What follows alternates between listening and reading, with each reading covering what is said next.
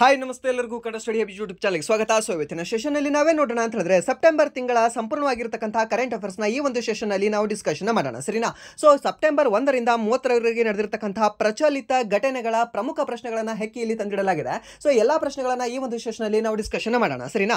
So ಹಾಗೆ ಕೆಲವರಿಗೆ doubt ಕೂಡ ಇರುತ್ತೆ, ಏನು ಕ್ವಶನ್ ಮಾರ್ಕ್ ಇರುತ್ತೆ, ಏನು ಡೌಟ್ ಇರುತ್ತೆ ಅಂತಂದ್ರೆ, ಸರ್ ನಾನು ಸೆಂಟ್ರಲ್ ಗೌರ್ಮೆಂಟ್ ಅಸ್ಪಿರೆಂಟ್ಸ್ ಇದ್ದೀನಿ, ನನಗೆ ಈ ಒಂದು ಕರೆಂಟ್ ಅಫೇರ್ಸ್ ಯೂಸ್ಫುಲ್ ಆಗುತ್ತಾ? ಸರ್ ನಾನು ಸ್ಟೇಟ್ ಗೌರ್ಮೆಂಟ್ ಅಸ್ಪಿರೆಂಟ್ ಇದ್ದೀನಿ, ನನಗೆ ಯೂಸ್ಫುಲ್ ಆಗುತ್ತಾ ಅಂತ. ಹೌದು, ನೀವು ಭಾರತದಾದ್ಯಂತ ಯಾವುದೇ ಎಕ್ಸಾಮ್ ಬರೆದ್ರು ಕೂಡ ನಿಮಗೆ ಈ ಒಂದು ಕ್ಲಾಸ್ ಏನಿದೆ ಅಲ್ವಾ ಯೂಸ್ಫುಲ್ ಆಗುತ್ತೆ. ಯಾಕಂದ್ರೆ ಕರೆಂಟ್ ಅಫೇರ್ಸ್ ಪ್ರತಿಯೊಂದು ಪ್ರಶ್ನೆ ಪತ್ರಿಕೆಯಲ್ಲಿ ಕೇಳ್ತಾನೆ.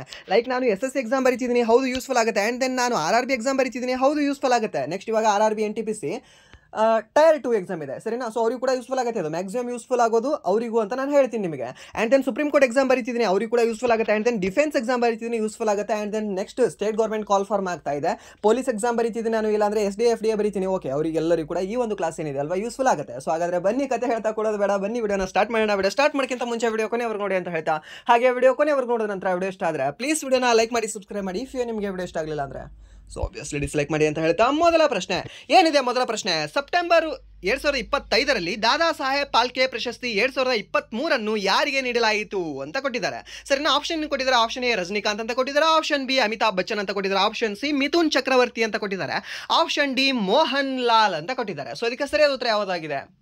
ಸರ್ ಕ್ವಶನ್ನೇ ರಾಂಗ್ ಇದೆಯಲ್ಲ ಸರ್ ಅಂತ ನೀವು ಹೇಳ್ಬೋದು. ಏನು ಕ್ವಶನ್ ರಾಂಗ್ ಇದೆ? ಒಂದು ಸರಿ ನೋಡಿದ್ರೆ 2025 ಅಂತ ಹೇಳ್ತಾ ಇದ್ದೀರಾ, ಮತ್ತೊಂದು ಸರಿ ನೋಡಿದ್ರೆ 2023 ಅಂತ ಹೇಳ್ತಾ ಇದ್ದೀರಾ. ಅದಕ್ಕೆ ನಾನು ಕ್ಲಾರಿಟಿ ಕೊಡ್ತೇನೆ ನಿಮಗೆ. ಏನು ಅಂದರೆ, ದಾದಾ ಸಾಹೇಬ್ ಫಾಲ್ಕೆ ಪ್ರಶಸ್ತಿ 2023ರ ವಿಭಾಗದ ಪ್ರಶಸ್ತಿಯನ್ನು 2025 ಸೆಪ್ಟೆಂಬರಲ್ಲಿ ನೀಡಲಾಗಿದೆ.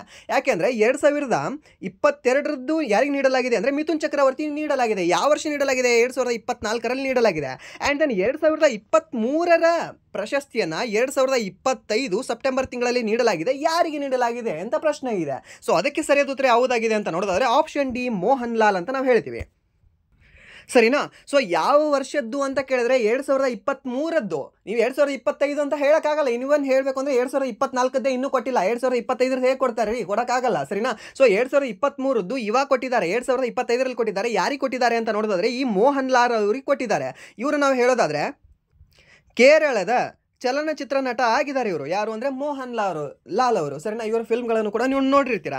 ಹಾಗೆ 2022ರ ದಾದಾ ಸಾಹೇಬ್ ಪಾಲ್ಕೆ ಪ್ರಶಸ್ತಿಯನ್ನು 2024ರಲ್ಲಿ ಯಾರಿಗೆ ನೀಡಲಾಗಿದೆ ಅಂತ ಕೇಳಿದ್ರೆ ಅವಾಗ ನೀವು ಹೇಳಬೇಕಾಗುತ್ತೆ ಮಿಥುನ್ ಚಕ್ರವರ್ತಿ ಅಂತ. ಆ್ಯಂಡ್ ದೆನ್ ರಜನಿಕಾಂತ್ ಅವರಿಗೆ ಯಾವಾಗ ನೀಡಲಾಗಿದೆ ಸರ್?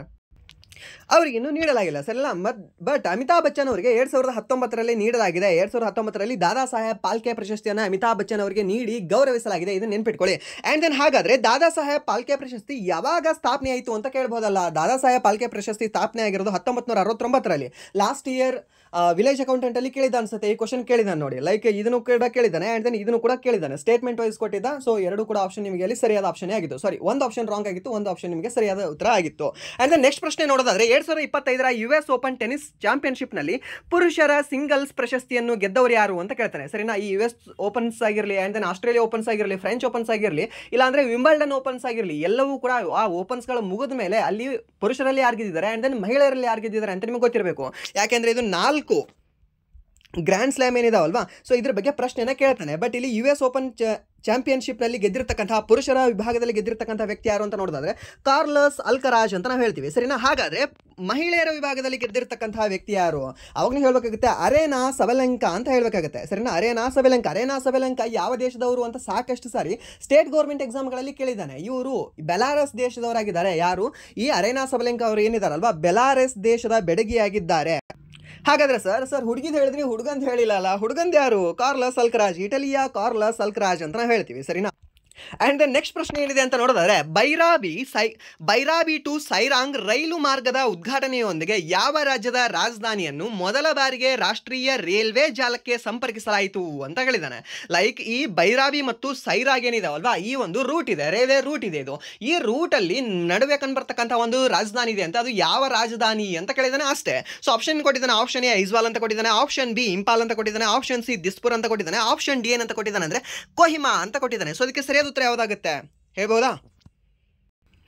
ಯಾವುದು ಅಂತ ನೋಡೋದಾದ್ರೆ ಆಪ್ಷನ್ ಎ ಐಜ್ವಾಲ್ ಅಂತ ನಾವು ಹೇಳ್ತೀವಿ, ಸರಿನಾ? ಸೊ ಆಪ್ಷನ್ ಎ ಇದಕ್ಕೆ ಐಜ್ವಾಲ್ ಆಗಿದೆ. ಸೊ ಬೈರಾಬಿ ಟು ಸೈರಾಂಗ್ ರೈಲು ಮಾರ್ಗದ ಉದ್ಘಾಟನೆಯೊಂದಿಗೆ ಈ ಒಂದು ಐಜ್ವಾಲ್ ಮೊದಲ ಬಾರಿಗೆ ರೈಲ್ವೆ ಜಾಲಕ್ಕೆ ಸಂಪರ್ಕಿಸಲಾಗಿದೆ, ಸರಿನಾ?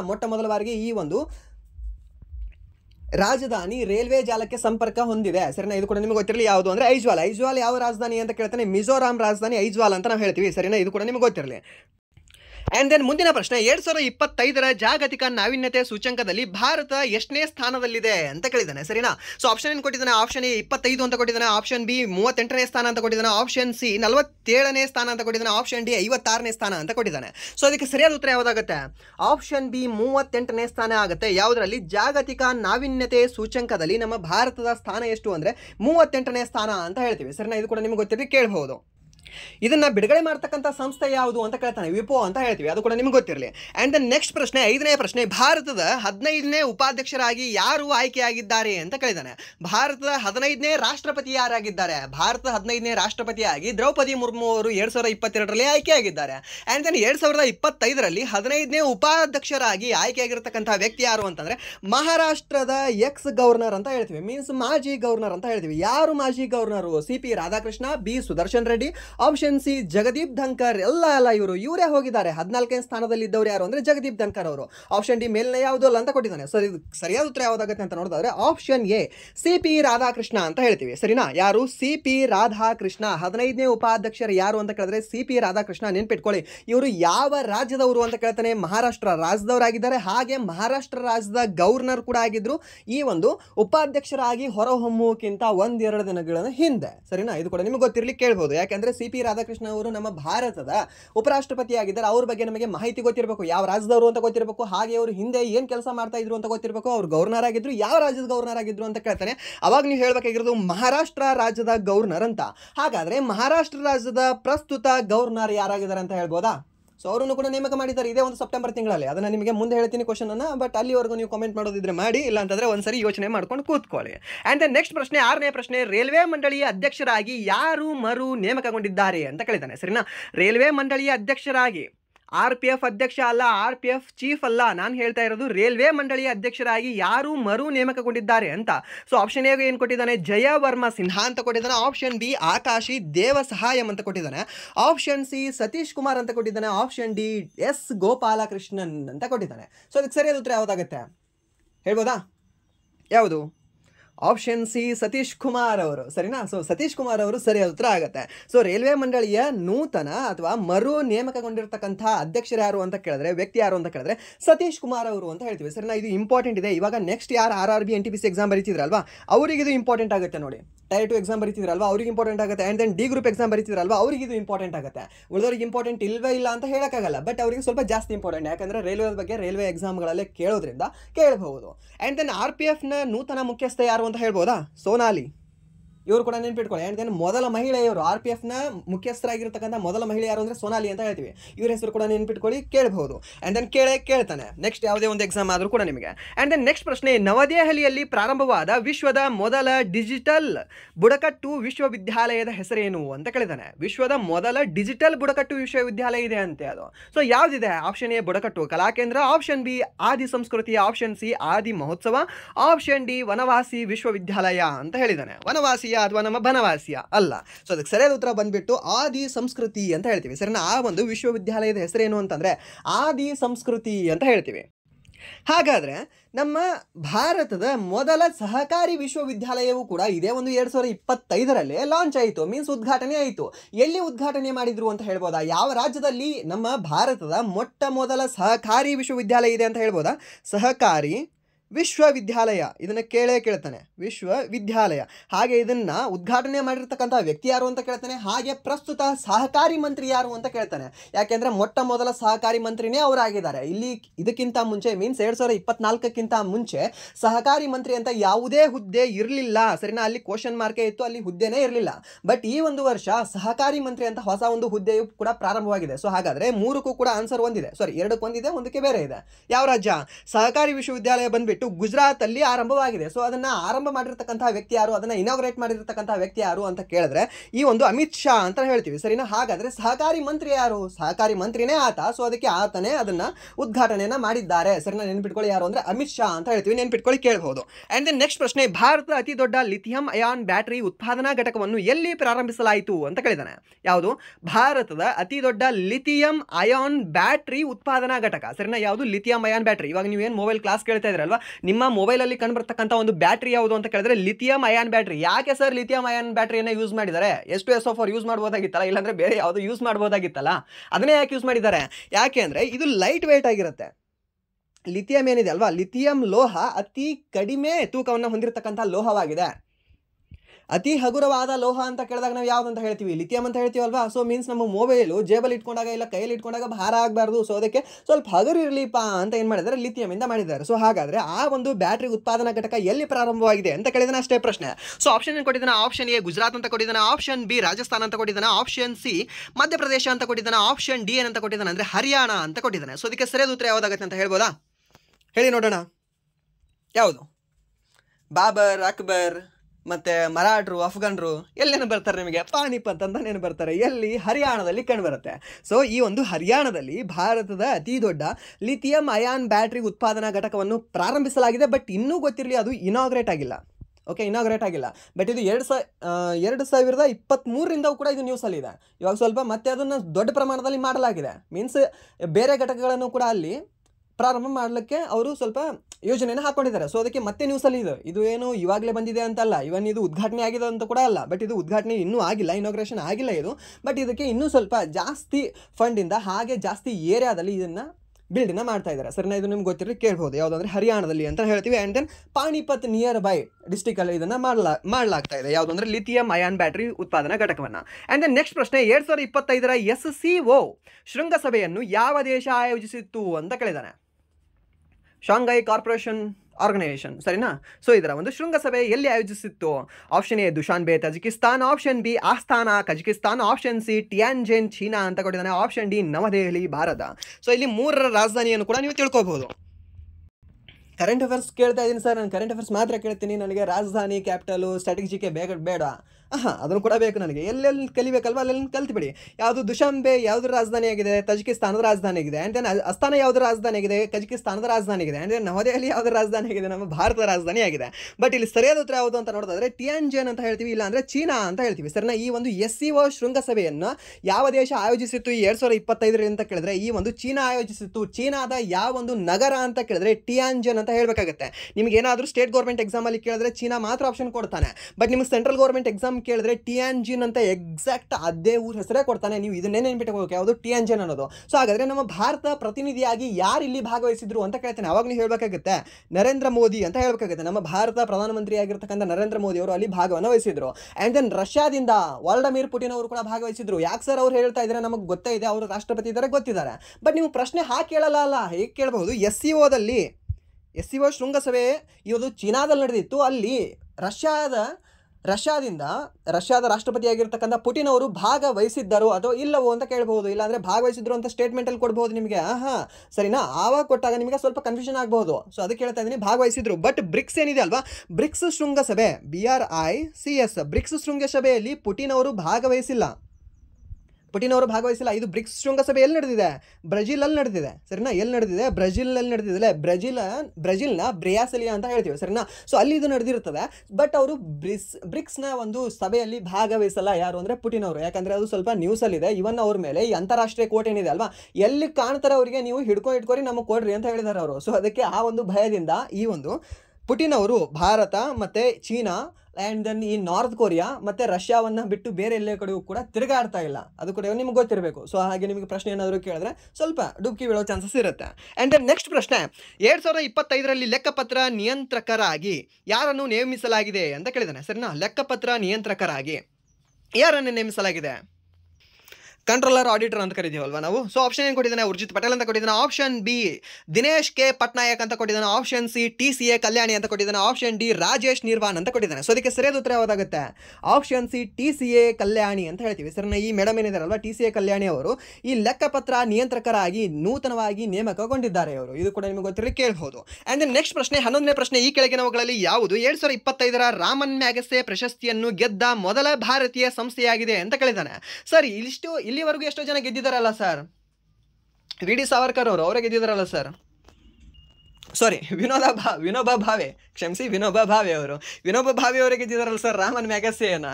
ಸೊ ಇದನ್ನ ಯಾಕೆ ಮೊದಲ ಅಂತ ಕೊಟ್ಟಿದ್ದಾರೆ? ವ್ಯಕ್ತಿನ ಕೇಳಿಲ್ಲ ಅವರು, ಏನಂತ ಕೇಳಿದ್ದಾರೆ, ಮೊದಲ ಸಂಸ್ಥೆಯಾಗಿದೆ ಅಂತ ಹೇಳಿದ್ದಾನೆ. ಮೊದಲ ಸಂಸ್ಥೆಯೇ ಗೆದ್ದಿದೆ ಇಲ್ಲಿ. ಸೊ ಯಾವೊಂದು ಸಂಸ್ಥೆ ಅಂತ ಕೊಟ್ಟಿದ್ದಾನೆ? ಅಕ್ಷಯ ಪಾತ್ರ ಫೌಂಡೇಶನ್ ಅಂತ ಕೊಟ್ಟಿದ್ದಾನೆ. Option B foundation to educate girl ಅಂತ ಕೊಟ್ಟಿದ್ದಾನೆ. ಆಪ್ಷನ್ ಸಿ ಗುಂಜ್ ಅಂತ ಕೊಟ್ಟಿದ್ದಾನೆ. ಆಪ್ಷನ್ ಡಿ ಸ್ಮೈಲ್ ಫೌಂಡೇಶನ್ ಅಂತ ಕೊಟ್ಟಿದ್ದಾನೆ. ನಗ್ತಾ ಇರಿ ಫೌಂಡೇಶನ್ ಅಂತ. ಸೊ ಅದಕ್ಕೆ ಸರಿಯಾದ ಉತ್ತರ ಯಾವುದಾಗುತ್ತೆ?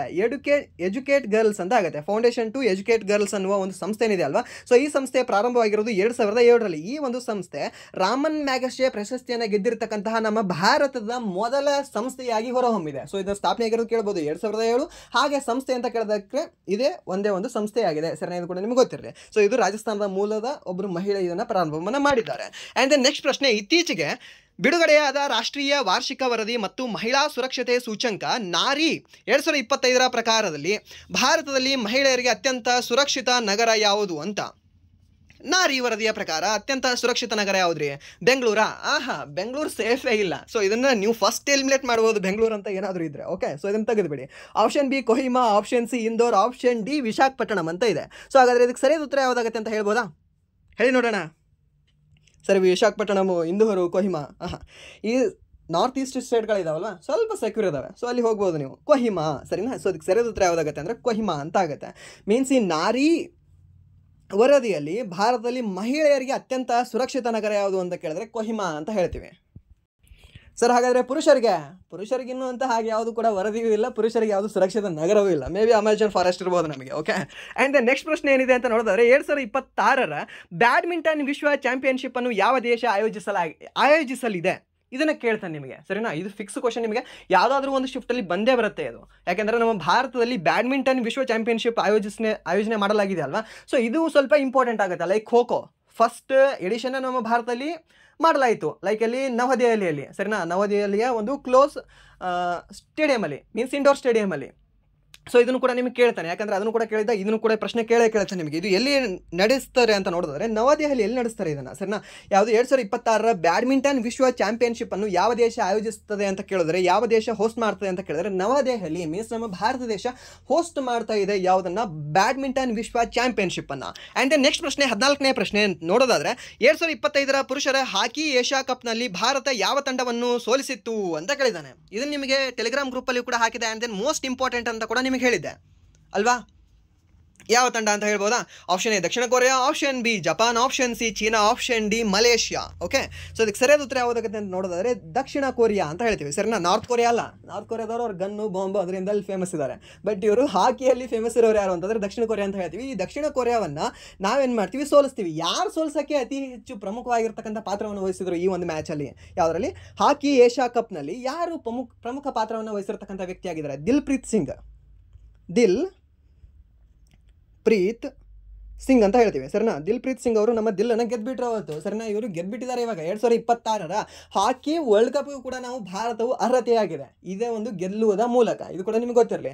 ಆ್ಯಂಡ್ ದೆನ್ ಪುರುಷರಾಯಿತು. ಹಾಗಾದರೆ ಮಹಿಳೆಯರ ಹಾಕಿ ಏಷ್ಯಾ ಕಪ್ನಲ್ಲಿ ಭಾರತ ಯಾವ ತಂಡದ ವಿರುದ್ಧ ಸೋತಿತ್ತು ಅಂತ ಹೇಳ್ಬೋದಾ? ಮಹಿಳಾ ತಂಡ. ಹಾಗೆ ಯಾವ ತಂಡ ಗೆದ್ದಿತ್ತು ಅಂತ ಕೂಡ ಹೇಳ್ಬೋದಾ? ಅದನ್ನು ಕೂಡ ಮುಂದೆ ಹಾಕಿದ್ರೆ ಅದನ್ನು ಕೂಡ ನೋಡೋಣ ನಾವು. ಆ್ಯಂಡ್ ನೆಕ್ಸ್ಟ್ ಪ್ರಶ್ನೆ ಏನಿದೆ ಅಂತ ನೋಡಿದ್ರೆ ಸ್ವಚ್ಛ ವಾಯು ಸರ್ವೇಕ್ಷಣಾ 2025ರಲ್ಲಿ ಮಿಲೇನಿಯಲ್ ಪ್ಲಸ್ ಜನಸಂಖ್ಯೆಯ ನಗರಗಳ ಪಟ್ಟಿಯಲ್ಲಿ ಯಾವ ನಗರವು ಅಗ್ರಸ್ಥಾನದಲ್ಲಿದೆ ಅಂತ ಕೇಳಿದ್ದಾನೆ. ಸರಿನಾ? ಯಾವ ನಗರ ಅಗ್ರಸ್ಥಾನದಲ್ಲಿ ಕಂಡುಬರ್ತಾ ಇದೆ? ಸ್ವಚ್ಛ ವಾಯು ಸರ್ವೇಕ್ಷಣಾ. ಸರಿನಾ? ಸ್ವಚ್ಛ ವಾಯು ಅಂತ ಕೇಳಿದ್ರೆ ಇಲ್ಲಿ ಏನಾದರೂ ದೆಹಲಿ ಅಂತ ಇತ್ತ ಮೊದಲು ತೆಗೆದು ಹಾಕ್ಬಿಡಬೇಕು, ಬೆಂಗಳೂರು ಅಂತ ಇತ್ತ ಅದನ್ನು ಕೂಡ ಮೊದಲು ತೆಗೆದು ಹಾಕಬೇಕು. ಸೊ ಅದಕ್ಕೆ ಸರಿಯಾದ ಉತ್ತರ ಯಾವುದಾಗಂತ ನೋಡಿದ್ರೆ ಇಂದೋರ್ ಅಂತ ನಾವು ಹೇಳ್ತೀವಿ. ಸರಿನಾ? ಇಲ್ಲಿ ಇಂದೋರ್ ಮತ್ತು ಸೂರತ್ಗೆ ಸ್ವಲ್ಪ ಏನಾದರೂ ಆಪ್ಷನ್ ಒಂದೇ ಕಡೆ ಕೊಟ್ಟರೆ ಸ್ವಲ್ಪ ಕನ್ಫ್ಯೂಷನ್ ಆಗೋ ಚಾನ್ಸಸ್ ಇರುತ್ತೆ. ಬಟ್ ಫಸ್ಟ್ ನಾವು ಚೂಸ್ ಹೋಗೋದು ಯಾವುದಂದರೆ ಇಂದೋರ್ಗೆ ಅಂತ ಹೋಗಬೇಕು. ಸೊ ಈ ರೀತಿಯ ವಾಯು ಆಗಿರಲಿ, ಇಲ್ಲ ಅಂತಂದರೆ ಸ್ವಲ್ಪ ಹಸನು ಇಟ್ಟಿದ್ದಾಗಿರಲಿ, ಮೀನ್ಸ್ ಕ್ಲೀನಾಗಿ ಇಟ್ಟಿರೋ ಸಿಟಿಗಳಾಗಿರಲಿ, ಲೈಕ್ ದಟ್ ಆಗುತ್ತೆ. ಆ ಥರ ಎಲ್ಲವೂ ಕೂಡ ಗೆಸ್ ಮಾಡಿ ಹಾಕ್ಬೋದು. ಆ್ಯಂಡ್ ನೆಕ್ಸ್ಟ್ ಪ್ರಶ್ನೆ, ಯಾವ ದೇಶವು ಇತ್ತೀಚೆಗೆ ಡಿಲ್ಹಾ ಅಂತ ಆಗಬೇಕು, ಡಿಲ್ಹಾ ಎಂಬ ವಿಶ್ವದ ಮೊದಲ AI ಜನರೇಟೆಡ್ ಸರ್ಕಾರಿ ಸಚಿವರನ್ನು ನೇಮಿಸಿದೆ ಅಂತ ಕೇಳಿದ್ದಾನೆ. ಸರಿನಾ? ಡಿಲ್ಹಾ ಎನ್ನುವ ಒಂದು ದಿಲ್ಹಾ DL ಅಲ್ವಾ? ಸೊ ಆ ಥರ ಬರುತ್ತೆ, DIELLA ಅಂತ ಅದರ ಸ್ಪೆಲ್ಲಿಂಗ್ ಇದೆ. ಆ DL ಅಥವಾ ಡಿಲ್ಲಾ ಅಂತ ನಾವು ಯಾವ ರೀತಿ ಪ್ರೊನೌನ್ಸ್ ಮಾಡ್ಬೋದು. ಆ ಒಂದು ಸಚಿವರನ್ನು ಯಾವ ದೇಶ ನೇಮಿಸಿದೆ ಅಂತ ಕೇಳಿದ್ದಾನೆ. ಚೀನಾನ, ಅಲ್ಬೇನಿಯಾ, ಜಪಾನ್ ಮತ್ತು ಡೆನ್ಮಾರ್ಕ್. ಸೊ ಈ ರೀತಿಯ ಕ್ವಶನ್ಗಳಿಗೆ ಗೆಸ್ ಮಾಡಿ ಹೋಗೋದ್ರಿಂದ ಸ್ವಲ್ಪ ಚೀನಾ ಇಲ್ಲಾಂದರೆ ಜಪಾನ್ ಹೋಗ್ಬೋದು, ಬಟ್ ಇವೆರಡೂ ಕೂಡ ಅಲ್ಲ. ಬಟ್ ಈಗ ಸರಿಯಾದ ಉತ್ತರ ಯಾವುದಾಗುತ್ತೆ ಅಂದರೆ ಅಲ್ಬೇನಿಯಾ ಅಂತ ಆಗುತ್ತೆ, ಸರಿನಾ? ಈ ಅಲ್ಬೇನಿಯಾ ಅನ್ನೋದು ಈ ಡಿಯಾಲಾ ಅಥವಾ ಈ ಒಂದು ಡಿಲ್ಹಾ ಎಂಬ ಒಂದು AI ಜನರೇಟೆಡ್ ಸಚಿವರನ್ನು ನೇಮಿಸಿದೆ ಮೊಟ್ಟ ಮೊದಲ ಬಾರಿಗೆ ಇಡೀ ಜಗತ್ತಿನಲ್ಲೇ, ಸರಿನಾ? ಇಲ್ಲಿ ನಮ್ಮ ಭಾರತದಲ್ಲಿ ನೋಡಿದ್ರೆ ಇಷ್ಟು ಜನಸಂಖ್ಯೆ ಇದೆ, ಇಷ್ಟು ಜನ ಸಚಿವರಿದ್ದಾರೆ, ಇವರಿಗೆ ಕುರ್ಚಿ ಸಲುವಾಗಿ ಕಿತ್ತಾಡ್ತಾ ಇದ್ದಾರೆ. ಇಲ್ಲಿ ಏನಾದರೂ AI ಸಚಿವರು ಬಂದರೆ ಪಕ್ಷಗಳು ಹಾಗೆ ಒಂದು 8 ಆಗ್ತವೆ ಅನಿಸುತ್ತೆ, ಒಡೆದು ಹೋಗ್ತವೆ.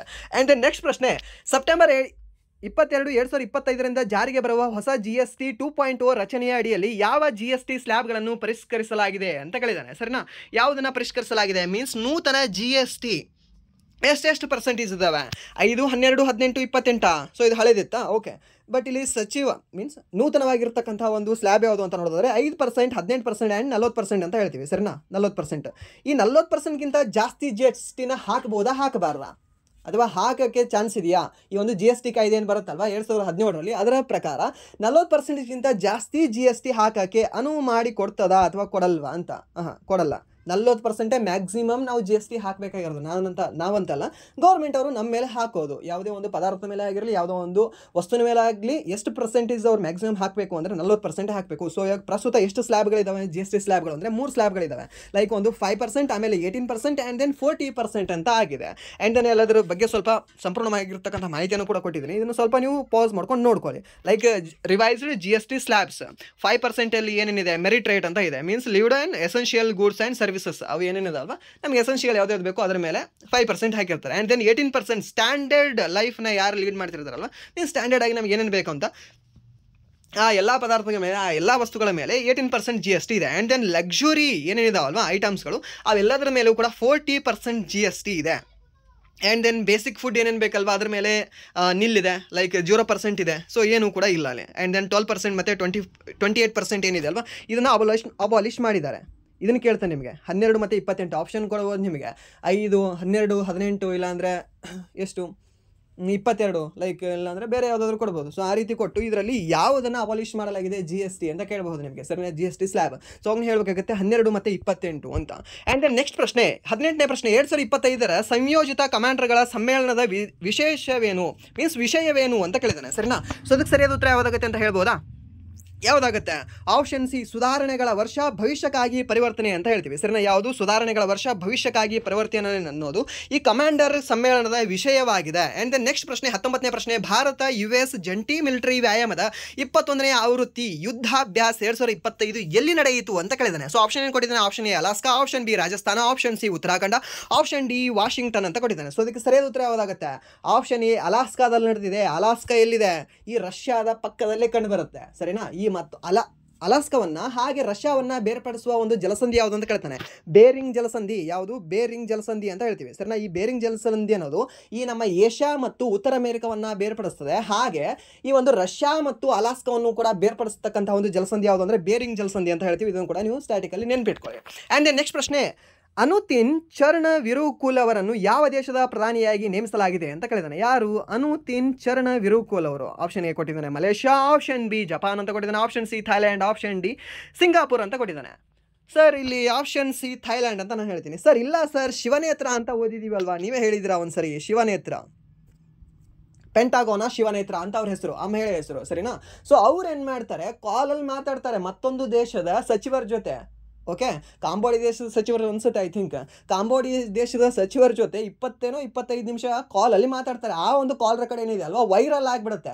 ಸೊ ಅದಕ್ಕೆ ನಮ್ಮ ದೇಶದ ಇಂಟರ್ನಲ್ ಎಲ್ಲವೂ ಕೂಡ ಸೆಕ್ಯೂರಿಟಿಯನ್ನು ನೀವು ಬ್ರೀಚ್ ಮಾಡಿದ್ದೀರಾ, ಸೊ ಇದು ನೀವು ರಾಜೀನಾಮೆಯನ್ನು ಕೊಡಲೇಬೇಕು ಅಂತ ಅಲ್ಲಿ ಅವರು ಪಟ್ಟು ಹಿಡ್ಕೊಂಡು ಕೂತ್ಬಿಡ್ತಾರೆ ಸಚಿವರೆಲ್ಲರೂ ಕೂಡ. ಸೊ ಅದಕ್ಕೆ ಅವ್ರು ಹೋಗ್ಬಿಡ್ತಾರೆ. ಅವ್ರು ಹೋದ ನಂತರ ನೆಕ್ಸ್ಟ್ ಬಂದವರು ಯಾರು ಅಂದರೆ ಅನುತಿನ್ ಚರ್ಣವಿರುಕುಲ್ ಅಂತ ಕೇಳಬಹುದು ನಿಮಗೆ, ಸರಿನಾ? ಯಾಕೆ ಆ ಕತೆ ಹೇಳಿದೆ ಅಂದರೆ ನಿಮಗೆ ಕೇಳಬಹುದು, ಲೈಕ್ ಹೀಗೆ ಆಗಿದೆಪ್ಪ ಯಾರವರು ಅಂತ ಸ್ಟೋರಿ ಕೊಟ್ಟು. ಓಕೆ, ಆ್ಯಂಡ್ ದೆನ್ ನೆಕ್ಸ್ಟ್ ಪ್ರಶ್ನೆ ಏನಿದೆ ಅಂತ ನೋಡಿದ್ರೆ, ಇತ್ತೀಚೆಗೆ ಭಾರತೀಯ ರೈಲ್ವೆ ಏಷ್ಯಾದ ಅತಿ ಉದ್ದದ ಸರಕು ರೈಲು ರುದ್ರಾಸ್ತ್ರದ ಪ್ರಾಯೋಗಿಕ ಸಂಚಾರವನ್ನು ಯಶಸ್ವಿಯಾಗಿ ನಡೆಸಿತು. ಅದರ ಒಟ್ಟು ಉದ್ದ ಎಷ್ಟು ಅಂತ ಕೇಳಿದ್ದಾನೆ, ಸರಿನಾ?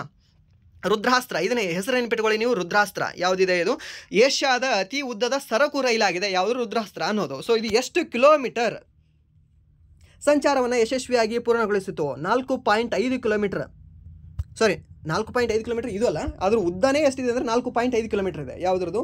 ಈ ಒಂದು ರುದ್ರಹಸ್ತರ ಅದು, ಸರಿನಾ? ಆ್ಯಂಡ್ ದೆನ್ ನೆಕ್ಸ್ಟ್ ಪ್ರಶ್ನೆ ಏನಿದೆ ಅಂತ ನೋಡಿದ್ರೆ 22ನೇ ಪ್ರಶ್ನೆ, ಅಂತಾರಾಷ್ಟ್ರೀಯ ಸಾಕ್ಷರತಾ ದಿನ 2025 ಯಾವ ದಿನಾಂಕದಂದು ಆಚರಿಸಲಾಗುತ್ತದೆ ಅಂತ ಕೇಳಿದ್ದೇನೆ. ಸಾಕ್ಷರತಾ ದಿನ ಸೆಪ್ಟೆಂಬರ್ 8 ಅಂತ ಹೇಳ್ತೀವಿ, ಸರಿನಾ? ಶಿಕ್ಷಕರ ದಿನ ಯಾವಾಗ ಹೇಳ್ತೀವಿ? ಸೆಪ್ಟೆಂಬರ್ 5 ಅಂತ ಹೇಳ್ತೀವಿ. ಆ್ಯಂಡ್ ದೆನ್ ನೆಕ್ಸ್ಟ್ ಪ್ರಶ್ನೆ, the Chola tigers avengers of Somnath ಪುಸ್ತಕದ ಲೇಖಕರು ಯಾರು ಅಂತ ಕೇಳಿದ್ದಾನೆ. ಯಾವುದು? The Chola tigers avengers of Somnath. ಈ ಪುಸ್ತಕ ಏನಿದೆ ಅಲ್ವಾ, ಇಂಪಾರ್ಟೆಂಟ್ ಆಗಿರುತ್ತೆ, ಇದನ್ನು ಬರ್ಕೊಂಡು ಇಟ್ಕೊಳ್ಳಿ.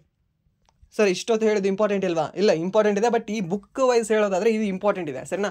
ಇನ್ನೊಂದು ಮುಂದೆ ಒಂದು ಬರುತ್ತೆ, Mother Mary comes to me ಅನ್ನೋದು ಒಂದು ಪುಸ್ತಕ. And then I am indifferent ಅಂತ ಏನೋ ಒಂದು ಬುಕ್ ಇದೆ, ಸರಿನಾ? ಸೊ ಹೌದು, ಯಾರು ಇವ್ರು ಬರೆದಿದ್ದಾರೆ, ಅನುಪಮ್ ಅವರು, ಸರಿನಾ? ಸೊ ಅದು ಕೂಡ ಇಂಪಾರ್ಟೆಂಟ್ ಆಗುತ್ತೆ, ನಿಮ್ಗೆ ಹೇಳ್ತೀನಿ, ಇದನ್ನು ಬರ್ಕೊಂಡು ಇಟ್ಕೊಳ್ಳಿ. The Chola tigers avengers of Somnath ಎನ್ನುವ ಪುಸ್ತಕವನ್ನು ಬರೆದಿರ್ತಕ್ಕಂಥ ವ್ಯಕ್ತಿ ಯಾರು ಅಂದರೆ ಅಮಿಶ್ ತ್ರಿಪಾಠಿ. ಓಕೆ, ಈ ಚೋಳಾದಲ್ಲಿ ಎಲ್ಲಿ ಕಂಡು ಬರ್ತಾರೆ? ತಮಿಳ್ನಾಡಲ್ಲಿ ಕಂಡು ಬರ್ತಾರೆ. ಈ ತ್ರಿಪಾಠಿ ಅಂತ ಒಬ್ಬರು ಬ್ಯಾಟ್ಸ್ಮನ್ ಕೂಡ ಇದ್ದಾರೆ, ಗೊತ್ತಾ? ಸೊ ಈ ಚೆನ್ನೈಗೆ ಆಡ್ತಾರೆ ಅವರು, ಸೊ ಆ ಕೂಡ ನೆನಪಿಟ್ಕೋಬಹುದು. ಇವ್ರು ಯಾರು ಅಂದರೆ ಅಮಿಶ್ ತ್ರಿಪಾಠಿ ಅಂತ. ಆ್ಯಂಡ್ ದೆನ್ ನೆಕ್ಸ್ಟ್ ಪ್ರಶ್ನೆ ಏನಿದೆ ಅಂತ ನೋಡಿದ್ರೆ, ಯಾವ ನಾಯಕನ ಜನ್ಮ ವಾರ್ಷಿಕೋತ್ಸವವನ್ನು ಗುರುತಿಸಲು ಪ್ರತಿ ವರ್ಷ ಸೆಪ್ಟೆಂಬರ್ 25ರಂದು ಅಂತ್ಯೋದಯ ದಿವಸವನ್ನು ಆಚರಿಸಲಾಗುತ್ತದೆ? ಪಂಡಿತ್ ದೀನ್ ದಯಾಳ್ ಉಪಾಧ್ಯಾಯ ಅಂತ ಒಂದು ಚಿಕ್ಕ ಮಗು ಕೂಡ ಹೇಳುತ್ತೆ. ಸೊ ಈಗ ನಿಮಗೆ ಗೊತ್ತಿರಬೇಕಾದ ಒಂದೇ ಒಂದು, ಈ ದೀನ್ ದಯಾಳ್ ಅಂತ್ಯೋದಯ ದಿವಸ ಯಾವ ದಿನ ಆಚರಿಸಲಾಗ್ತದೆ ಅಂತ. ಸೆಪ್ಟೆಂಬರ್ 25ರಂದು ಅಂತ್ಯೋದಯ ದಿವಸವನ್ನು ಆಚರಿಸಲಾಗ್ತದೆ. ಯಾವೊಂದು ವರ್ಷದಿಂದ? 2014ರಿಂದ. ಆ್ಯಂಡ್ ದೆನ್ ನೆಕ್ಸ್ಟ್ ಪ್ರಶ್ನೆ, 28ನೇ ಏಷ್ಯನ್ ಟೇಬಲ್ ಟೆನ್ನಿಸ್ ಚಾಂಪಿಯನ್ಶಿಪ್ಗಳನ್ನು ಎಲ್ಲಿ ಆಯೋಜಿಸಲಾಗುವುದು? ಇದನ್ನು ಕೂಡ ನಿಮ್ಗೆ ಕೇಳಬಹುದು, ಇಂಪಾರ್ಟೆಂಟ್ ಇದೆ ಇದನ್ನು ಕೂಡ, ಸರಿನಾ? ಯಾವುದು? 28ನೇ ಏಷ್ಯನ್ ಟೇಬಲ್ ಟೆನ್ನಿಸ್ ಚಾಂಪಿಯನ್ಶಿಪ್ಪನ್ನು ಎಲ್ಲಿ ಆಯೋಜಿಸಲಾಗುವುದು ಅಂತ ನೋಡಿದ್ರೆ ಭುವನೇಶ್ವರದಲ್ಲಿ ಆಯೋಜಿಸಲಾಗುವುದು. ಭುವನೇಶ್ವರ ಎಲ್ಲಿ ಕಂಡುಬರುತ್ತೆ? ಒಡಿಶಾದಲ್ಲಿ ಕಂಡುಬರುತ್ತೆ. ಆ್ಯಂಡ್ ದೆನ್ ನೆಕ್ಸ್ಟ್ ಪ್ರಶ್ನೆ, 26ನೇ ಪ್ರಶ್ನೆ ಏನಿದೆ ಅಂತಂದರೆ, ನ್ಯಾಯಮೂರ್ತಿ ಎಂ ಸುಂದರ್ ಅವರು ಯಾವ ಹೈಕೋರ್ಟ್ನ ಮುಖ್ಯ ನ್ಯಾಯಮೂರ್ತಿಯಾಗಿ ಪ್ರಮಾಣ ವಚನ ಸ್ವೀಕರಿಸಿದರು ಅಂತ ಕೇಳಿದ್ದಾರೆ. ಯಾರು? ಎಂ ಸುಂದರ್. ಸುಂದರವಾಗಿರತಕ್ಕಂಥ ರಾಜ್ಯ ಯಾವುದಿದೆ? Option A Manipur, option B Madras ಅಂತ ಕೊಟ್ಟಿದ್ದಾನೆ, ಆಪ್ಷನ್ ಸಿ ಒರಿಸ್ಸಾ ಅಂತ ಕೊಟ್ಟಿದ್ದಾನೆ, ಆಪ್ಷನ್ ಡಿ ಬಾಂಬೆ ಅಂತ ಕೊಟ್ಟಿದ್ದಾನೆ. ಸೊ ಹಾಗಾದರೆ ಯಾವ ಹೈಕೋರ್ಟ್ನ ಮುಖ್ಯ ನ್ಯಾಯಮೂರ್ತಿಯಾಗಿ ಅವರು ಪ್ರಮಾಣ ವಚನವನ್ನು ಸ್ವೀಕರಿಸಿದ್ದಾರೆ? ಸೊ ಇಲ್ಲಿ ನೋಡೋದಾದರೆ ಆಪ್ಷನ್ ಎ ಮಣಿಪುರ್ ಹೈಕೋರ್ಟ್ ಅಂತ ಹೇಳ್ತೀವಿ. ಸೊ ಇದಕ್ಕಿಂತ ಮುಂಚೆ ಯಾರಿದ್ರು? ಸೋಮಶೇಖರ್ ಅಂತ ಒಬ್ಬರು ಇದ್ರು, ಸರಿನಾ? ನ್ಯಾಯಮೂರ್ತಿ ಸೋಮಶೇಖರ್ ಅವರು ರಿಟೈರ್ಡ್ ಆಗೋದ್ರಿಂದ ಸೊ ಈಗ ನೂತನ ಮುಖ್ಯ ನ್ಯಾಯಮೂರ್ತಿಯಾಗಿ ಎಂ ಸುಂದರ್ ಅವರು ಆಯ್ಕೆ ಆಗಿದ್ದಾರೆ. ಆ್ಯಂಡ್ ದೆನ್ ಚಂದ್ರಶೇಖರ್ ಅಂತ ಒಬ್ಬರು ಮುಖ್ಯ ನ್ಯಾಯಮೂರ್ತಿ ಕೂಡ ಆಯ್ಕೆ ಆಗಿದ್ದಾರೆ. ಎಲ್ಲಿ?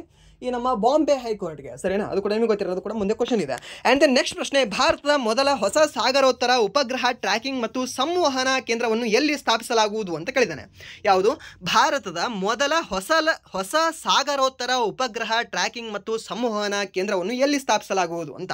ಸೊ ಆಪ್ಷನ್ ಕೊಟ್ಟಿದ್ದಾನೆ, ಆಪ್ಷನ್ ಎ ಮಾಲ್ಡೀವ್ಸ್ ಅಂತ ಕೊಟ್ಟಿದ್ದಾರೆ, ಆಪ್ಷನ್ ಎ ಮಾಲ್ಡೀವ್ಸ್ನ ರಾಜಧಾನಿ ಯಾವುದು? ಮಾಲೆ ಅಂತ ಹೇಳ್ತೀವಿ, ಸರಿನಾ? And then option B Mauritius ಅಂತ ಕೊಟ್ಟಿದ್ದಾನೆ, ಆಪ್ಷನ್ ಸಿ ಶ್ರೀಲಂಕಾ ಅಂತ ಕೊಟ್ಟಿದ್ದಾನೆ, ಆಪ್ಷನ್ ಡಿ ತಾಂಜಾನಿಯಾ ಅಂತ ಕೊಟ್ಟಿದ್ದಾನೆ. ಸೊ ಅದಕ್ಕೆ ಸರಿಯಾದ ಉತ್ತರ ಯಾವುದಾಗುತ್ತೆ?